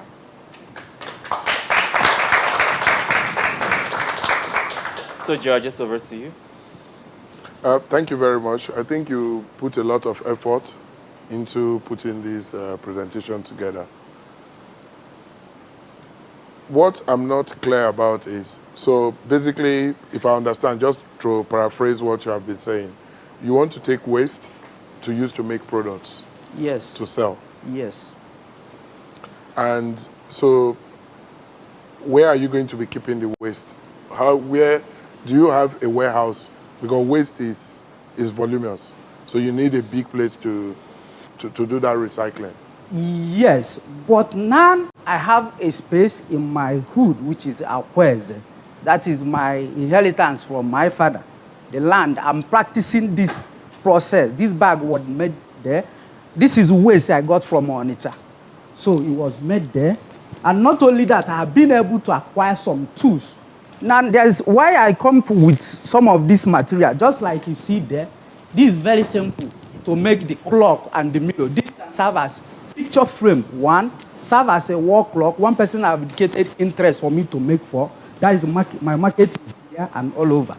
Then, at the same time, clock and so on. Now, for the Ekokata bag, we have this, which I will use leather to bind. I have the prototype. You can check Nevada Beach TV on YouTube. That is highlight from the audition. The bag is there, the prototype already made. So I will use leather to cover here. So installing the waste is not a problem for me. I'm equally having a problem at home, but I told them this is what I want to do. That made me to relocate from Enugu to Quickraiz. So you're already having a problem with that? I'm not having problem. My people, you get, but this is what I choose, and that's what made me to be here. So equally bring this thing. Sometimes people misplace upcycling and the recycling. Upcycling involves adding value to existing waste. Just like you have this aesthetic here. That is upcycling. It's not recycling. Recycling involves you taking it back to raw material, grinding it to form another thing totally. That is recycling. So sometimes people misplace it. Why I bring these two bottles? For the light product I have in the catalog, I will use mostly bottle, no crushing. So there will not be much cost for production, just like I have the tire there. So how long have you been doing this? I think I started doing this upon my graduation since 2012. So this is the just a brief of that chandelier that is there, light installation. You put lamp holder in between here and install it. Wait, so you have been doing this since 2012? Since 2012, yes. So 2012, that's 10 years ago? Yes. So what I need to understand now is, what will 1 million do to what you have been doing for 10 years? Now, over the 10 years, 1 million will be added value to what I've been doing. because I resigned as a teacher from Air Force Secondary School to practice this. So now it will be an added value to boost my... What's your present turnover? You say? What's your present turnover? Let's say present turnover, I don't have the actual figure, but my sustenance of my family and my wife depend on that upcycling because it's money I made. Yeah, this is what you do full time. Yes. Right? And you don't know what your... You can give me an estimate. Okay, let's say estimate of 600,000 in 3 months. In 3 months? Yes. If you have the 1 million, what will it go to? Now, this 1 million is just to make 200 products at a go. Because what I do is, when I get money, I do, they turn it back and do. But this time around, I'm making 200 at a go and shift it to the market straight. Not making like 10 or 20 like I used to produce. So basically before. what you are just saying is the 1 million is growth capital you need. Yes, growth capital for my business. Okay. All right. Since it's waste, you are upcycling. Are you really spending much buying waste? No, I say little or no capital. Just like this one, I demanded for it. Landlord made it available, and I believe they picked it somewhere. So sometimes when you, like when I carried this thing, it was somewhere started. And when I say, who owns this? The man indicates, add value to it immediately because I want to carry it. The other man said, carry it and go. I said, okay, how much? It's just like 10 bucks, you know. He said, okay, bring 1,000. But normally, you normally sell this in at 1 bag. This is a pull up they use for fan that make it stop and make it go. Now, he sell those back to me at rate of 1,000, which is 10 bag. I still have enough the material. So it depends on the area you find the waste at the moment. I'm in possession you are of not it. answering the question, so that we don't have so much time. If I understand what he's talking about is that the waste doesn't cost much. It doesn't cost much. But you want 1 million. Yes. What would the 1 million do? Just be specific in 10 seconds. What now, would the just 1 like million you do? see on that product catalog, we have plywood there, we have screw. These are things you use to finish up. We have clock engine. These are things you use to finish the product. Good evening, all. Good evening, investors. My name is Love Zoe. I'm repping Anchoria. Anchoria is in Ondo State, and on the outskirts of Anchoria is a town called Usho, which happens to be my maternal homeland. And in this town, we've got hospitals, churches, mosques, everything you can think of, but we have no banks, no cash point, ATM as you'd call it. Now that's one need. And I remember going for my cousin's wedding, and we could not find a place to get makeup done. And, she had come, the bride had come with her makeup artist, but obviously that one makeup artist could not make up everyone on the train. So people had to go to main town Anchoria to get their makeup done. And of course, the Brazilian almost had a panic attack because people started to run late. Now, merging these two needs together, I intend my innovative idea is to start up a makeup studio with a POS stand just right in front of it. Now, my budget for the makeup studio would be to get a space. It's going to cost me 10,000 naira to get a little space, and that would cost 120,000 naira a month. And I would also have to get a generator with which would cost me about 100,000 naira. And the interiors for the studio would be 3,000 naira, which includes getting an AC, mirrors, chairs, paints for the walls, and little decorations, etc. Now, products for use and for sale would cost me 300,000 naira. Now, the beauty instructor I intend to employ is going to be paid 30,000 naira per month, and the POS attendants would be paid 15,000 naira a month. Now, in a city as Lagos, where we have so many banks and ATM stands, we can all agree that a POS stand is really, really important because we find them in different places, in streets and stuff. Now, from my budget I've just drawn, the total expenditure would be, the total money I would spend would be 865,000 naira. Now, I would have 135 naira left for other expenses like maybe buying fuel for the gen, paying light bills, and what have you. Now, how does this benefit my community? First of all, this would mean me bringing a really good need down to their doorstep, because when we send money to my grandma, she says, oh yes, I've seen it, but your auntie needs to go into town to get the money. Now that would eliminate it. My state is also known for the greatest exporters of cocoa. Now people come and they're even short-changed because, they're paid in cash or they're paid to their accounts, and they really cannot see their money except they travel far to get it. And right now we know that the beauty industry is a fast-growing one. Even down to guys, people are more aware of their skincare, they're more aware of their beauty. Now, for the financial growth, say we've got a projection, we've got 5 students come to learn from this instructor. At the rate of 50,000 naira for 5 students, you get that would amount to 250,000 per month.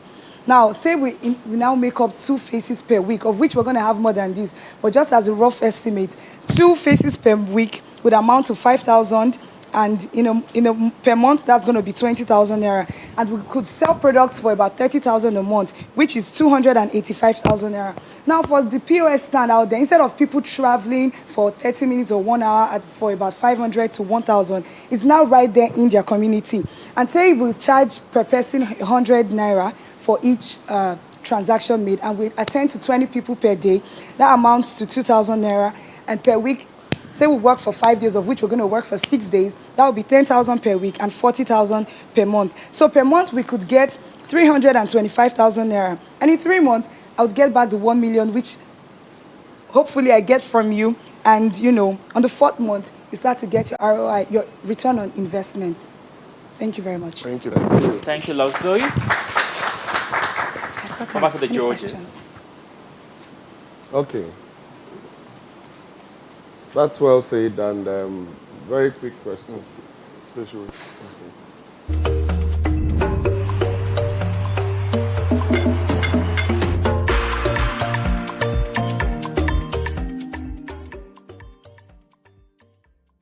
How far, my people? My name na Edewo. And my name na Precious, and now here we dey every Monday to Friday, every week, to bring on all the better news and information for inside the country on top the Good Morning Naija show. And to even make am better, we dey move from this place to here, where be our new Ogbonge Good Morning Naija show step. As you see am, e large, and trust me, all the gist and news go still dey, and all those better segments wey you sabi, everything still tanda gidigba on top the show. Yes, so we got this summer una with all the latest in the world of sports. Buckle! And you go hot, fast business as usual, where we dey crunch the numbers on top business matter. Plus new segments, health, technology, food, and plenty more we don't keep put for. We need to tell person food done on top the Good Morning Naija show. Eh? I know. Good Morning Naija show, 7 to 9 a.m. Monday to Friday on top Wazobia Max TV. You can now raise money from the public for causes that matter to you with Quickraiz, a secure and convenient crowdfunding platform. Register your campaign and start getting donations in minutes. You get access to the funds raised without any long process when due. Get started today. Begin your campaign on www.quickraiz.com in a few easy steps. Don't forget to share your campaign across your network. The more people that see your campaign, the more donations you will receive. Quickraiz, supporting a cause easier than ever. Welcome to Hey King's Real Estate and Construction Company, where we offer quality service in building construction, sales of lands, property investment, consultation and management. We have landed properties and building projects in Lagos, Abuja, and Benin City. Thinking of the right place to buy property? Think Hey King's Real Estate. Because at Hey King's Real Estate and Construction Company, we build to precision. Kindly visit our website on www.heykings.com for more information. In 2018, we started off as a beauty brand that deals majorly on hair extension care. But over the years, we are a team of experienced ventilators, braiders, colorists, and hair extension stylists. We have grown into the production of closures, frontals, full lace wigs, and anything hair extension. Think hair extensions, think London by Sammy.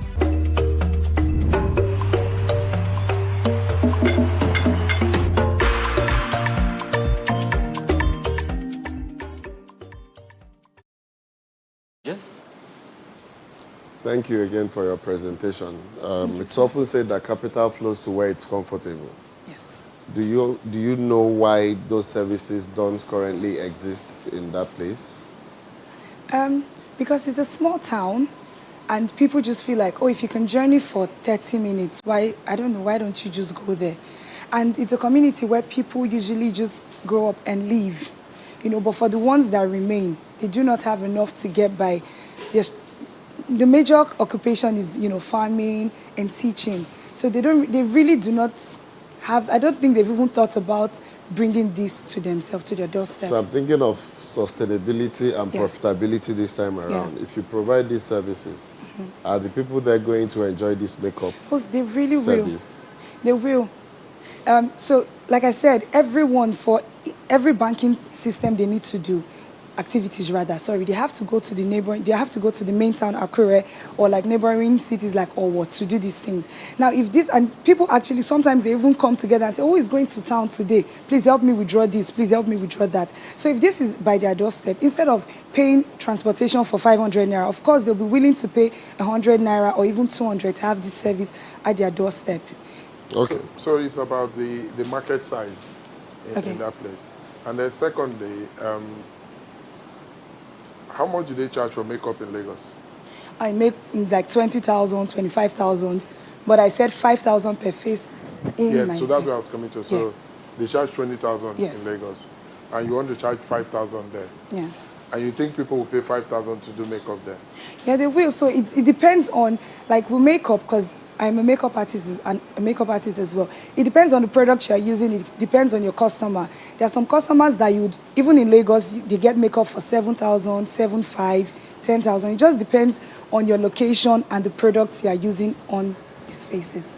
So my question leads to the fact that would the market size in that place be big enough to sustain it for the projections you have given? So that's one. Then secondly, for a POS business, you need cash. Yes. Because people want them to come. Cash. So you have more people that are coming to collect cash. Money, yeah. What is your plan? How are you going to do that? Okay, so the money we'll make from the studio, instead of taking it to main town and credit to deposit, that would be used to, service the POS. Because you said a day you'll be getting 5,000 for 5 people. So that's 25,000. So 25,000 cannot sustain a POS business. No, don't also forget that we have students coming to learn makeup at 50,000 per month.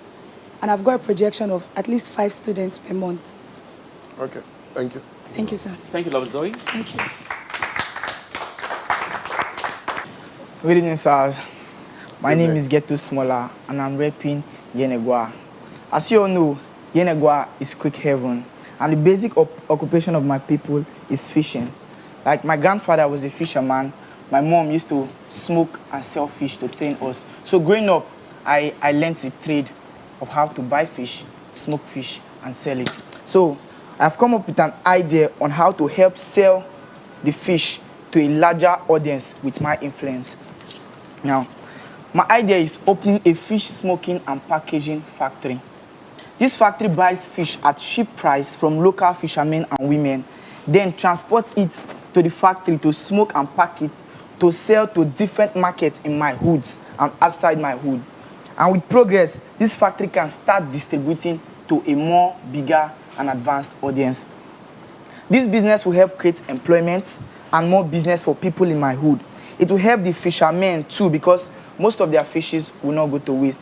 Usually, because they don't see people that buy in large quantity, they sell small for women that come to buy. And the other ones, because they don't see people to sell, it goes to waste because they will take it home and eat it. But now, since I'm buying in a more larger quantity, they will have enough money to improve the standard of their living, because if they have 1,000 fish and I'm buying 900, the other women will buy the rest, then they will have more money to take care of their children at home. And also, in my hood, our carnivals and our festivals are centered around fishing. So this my business will help promote the culture of my people. Now, my budget, I have a 1 million budget plan. I'll get to start the factory, I'll need a sealing machine. And a sealing machine costs 30,000. I'll need 2 for a start. And building of oven is not hard, because I will need to put mud. Since I'm doing it in my hood, it's easy to get mud and I have space already close to my mother's house, so I'll do it beside my mother's house. So I'll need the mud, and then I'll pay for the welding of where I'll smoke the fish. Then I'll need money for a start. With 200,000, I can get 1,500 pieces of fishes. Then I'll need transportation to transport the fish from the camps where I'm getting the fish to my factory. And I also need transportation to transport money for transportation to transport the fish from my factory to the markets in my hood where I will sell it and outside my hoods. Then I'll need money to get spices to smoke the fish so that they'll have good taste in the mouth of people. And I also need to employ workers, people in my hood, people that know the business. Then I'll need the remaining, this amount of the budgets I've written down will cost around 800,000. The remaining 200,000, I'll use half of it to cover the factory and use the remaining for miscellaneous in case of anything. Then how do I get my income? I'll sell one fish for 1,000, which means 1,500 fish will be sold for 1.5 million. And these sales will be around 1 to 2 months because of the quantity. So maximum in 3 months, I will make a sale of 1.5 million revenue, and in 6 months, I'll make a sale of 3 million. That is 1.5 million for 3 months, 1.5 million for the other 3 months. So in 6 months, I've made 3 million. Now, a trip will cost me 360,000. This trip includes the money for the firewood, which is 100,000, 200,000 to buy the fish, that is 300,000. Then transportation of the fish from the camp to my factory, that is, I'll need 50,000. That is 350,000. Then 10,000 to buy spice, 360,000. With 360,000, I can make a good trip. In 6 months, I need 2 trips, which will amount to 720,000. And then the monthly expenditure for 6 months is 1.38 million. 1.38 million. Now that money now is for money I'll pay my workers and money that I'll use to transport the fish from the factory to the market.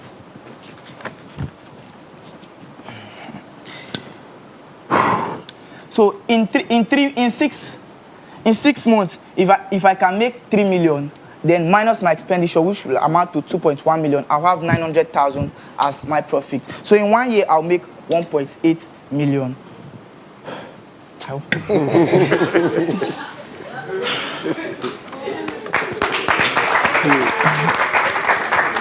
Thank you. Get so smaller. Over to the Georgians. No. Okay. So just to understand what you're saying is you are buying fish, raw fish, and you want to process it to dry fish. Yes. So the business is basically the price of selling of raw fish and the price of selling of dry fish. No. I'm buying the raw fish. I'll smoke it, which is dry it, and package it and sell it out. Yeah, so the business is the cost of that people buy the raw fish and the cost which people buy the packaged fish. Yes. Right. So in that difference, that's where you're getting your 1.8 million from. Yes. And you are putting the processing place by your mother's house. Yes.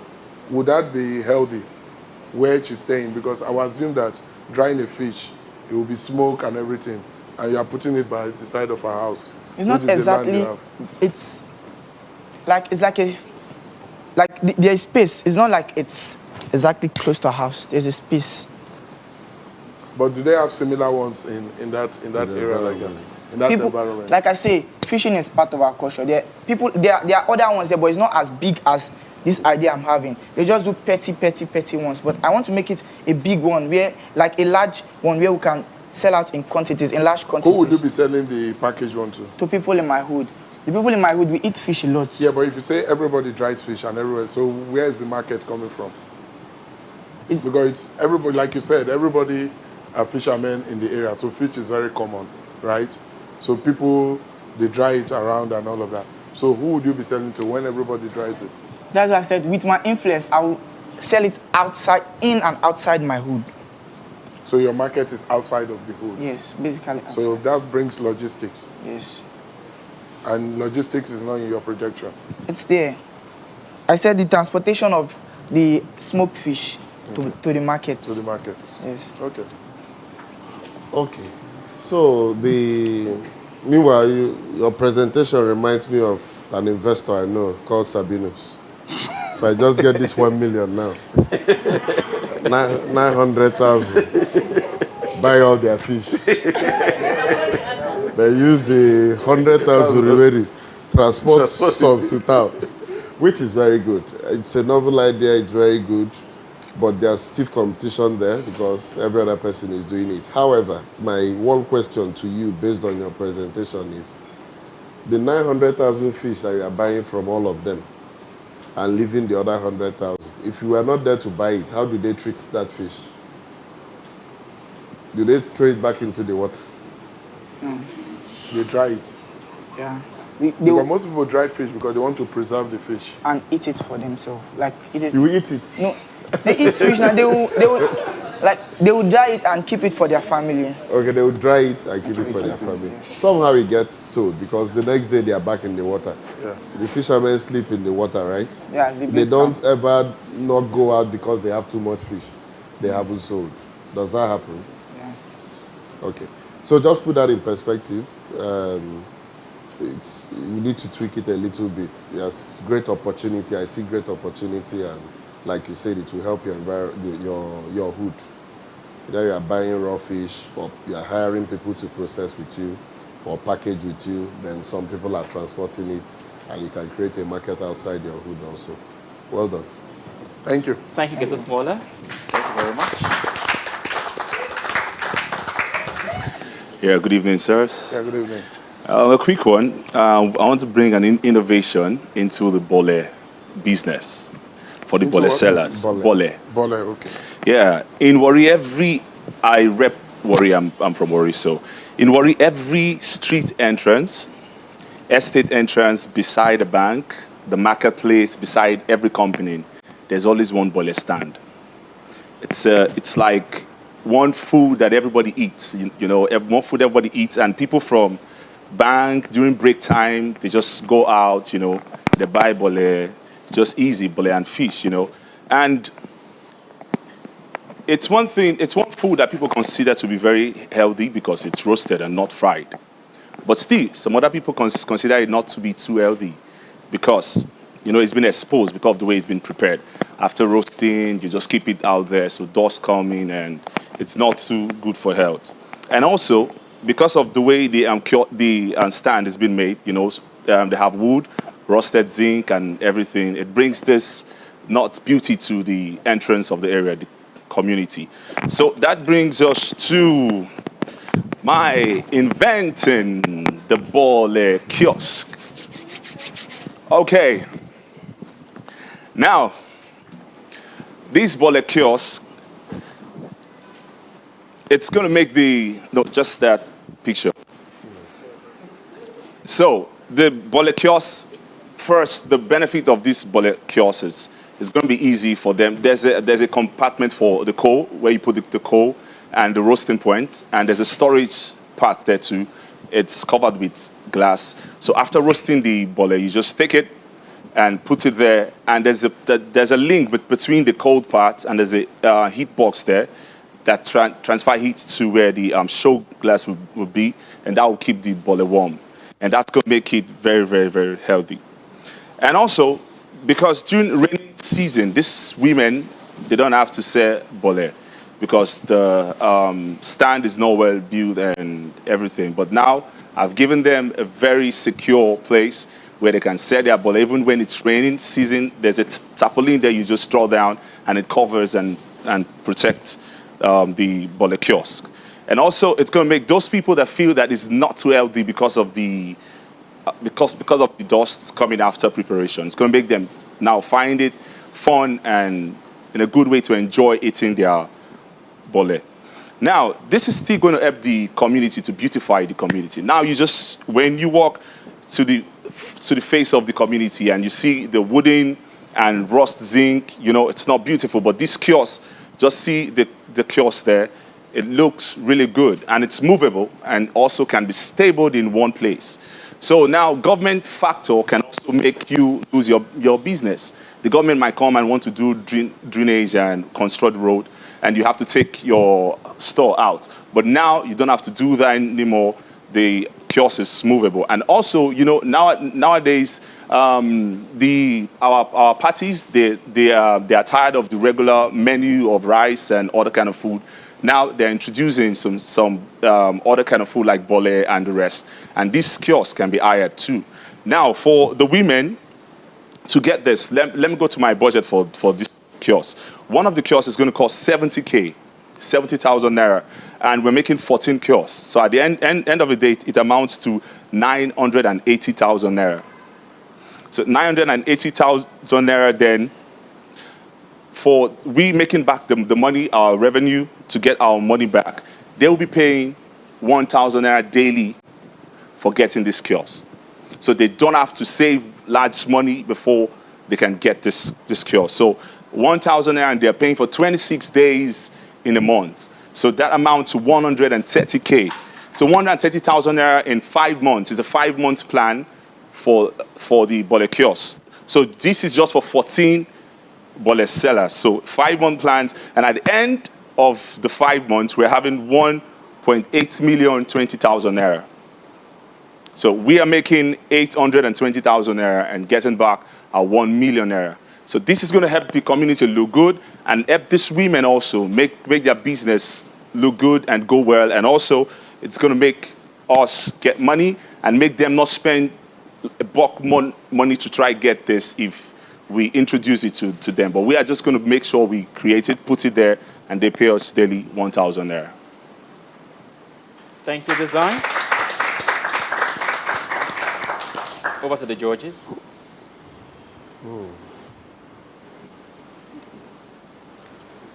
So just on a lighter note, I thought they said the bole, the environment, the rusty roof, is part of the flavor. It's not the part of the flavor. Exposure to dust. No, it's not. Because if just imagine if you go to a place to eat bole and you're eating bole and something from the roof fell on the bole, or and some people eat this exposed food and start having stomach issue and on the average, this your kiosk, there's a production unit in the kiosk, right? Yes. Does it have the same capacity as the person by the roadside or in an open shop? Yes. Same capacity? Yes. As in, what do you mean by same capacity? If I can do 20 at a time, yes, on the truck or while I'm sitting at the corner. So it's same number? Yes, same number. Okay. And where did you get the 70,000 naira cost? How did you get the 70,000 naira Okay, cost? this is made with some pan and not rod, but just some other steel. So if you get 120 feet pan, you can use it to make 4 of this. So it's not really expensive to make. Then the tire, you can get the tire for 10,000 naira, which is 20,000 naira. It's not really expensive. And the production inside the unit doesn't fasten the wear and tear on the truck? No. How do you manage the heat inside the truck? How? Do you manage the heat inside the truck? Yes. We have hose placed at the back of the truck. That's where we're taking out the heat. I love your idea. I love your idea. However, I would easily align to having an industrial bole production unit than having a truck. So like you said, if someone is inviting you to a wedding to make commercial bole for the wedding, you don't want to have 20 on fire, bringing it out one. You can have 2 of these kiosks, or 3 of the kiosks, But you've also seen trucks where you can put in 100 at a time. Yes. And you are not exposed to the heat. But it's because of my budget. Oh yeah, I know, but I mean, it's almost the same thing. In that case, you don't have a roof. All you are doing is move a unit, produce and deliver. It's not like you're selling from this one. This is a very good idea, by the way. I'm not saying it's not good. Thank you. I'm just, looking at options around it. Okay. Okay. Well, just to stress on I think the key to this is the price. Did you estimate the price, or did you get a quote before coming into the house? Okay. In Warri, where I come from, we have some like a market where you say condemned steel. These still are not really bad, you know, but they're a little bit because they are not straight. You know, you have some little bend and all that. Yes. So my question is, have you been working or thinking about it before coming into the Not really, but I have an idea of helping some women, especially in my area, you know. When I did a hood video before coming here, there's a woman that sells bole in front of my street in Warri. She has been there since I was a little boy, and she had managed that business to take care of her kids, send them to university, take care of the family. So I know the business is a profitable one, and definitely. the cost of manufacturing. Okay, the cost. The cost of manufacturing Yeah. this machine. That's basically what. Yeah, I have a little idea because I've done wedding job before, so definitely I know I can pull it through, yeah. By your evaluation, 70,000 would have done this truck for this woman. Yes, because I'm not just making one, it's 14. So 980,000 naira will get me 14 of this. Okay, thank you. Thank you, Design. So, based on what we discussed, the winner is Ifedili.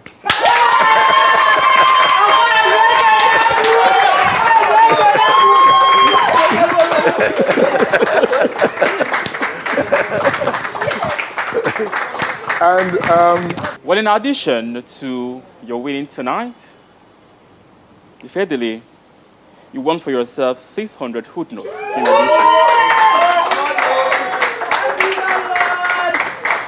Okay. Thank you, Spirito. Congratulations. Thank you. Can I take? For the first time. For the first time, I'm taking Spirito. Well, I feel happy. I feel good at the same time.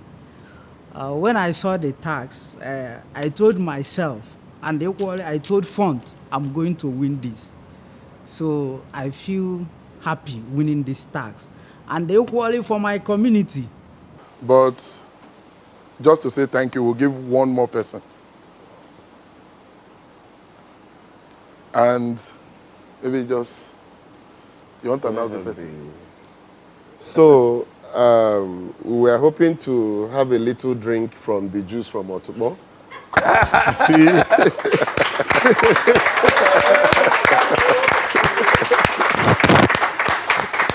Congratulations. Congrats. And again, it's the same reason. So we also support her with 1 million. And At first, I wanted to do something that was personal to me. But then they said it had to impact your hood. I get to impact more people like in my hood. Like I know that they're gonna shout for me now. Like I'm so excited. Like God, the money is not coming to me. The money is going to business. But I know my mother is going to be so proud of me because I've seen her like grind like maize and some things to make swallow. Like I've seen her do these things with just like small machines. So now I'm going to tell her, Mommy, we can make it bigger. We can do it for the community. I'm just really excited. I didn't even think they're going to call me. I'm just really excited because I know I put a lot of thought into it, and it yielded me 1 million naira seed fund for my community. So I'm just really excited. I get to do a lot for my community, and that's why I came for this show in the first place. So yes, millionaire in seed funding. Nigeria ekene munu. Anambra kwenu. Akweze kwezu onu.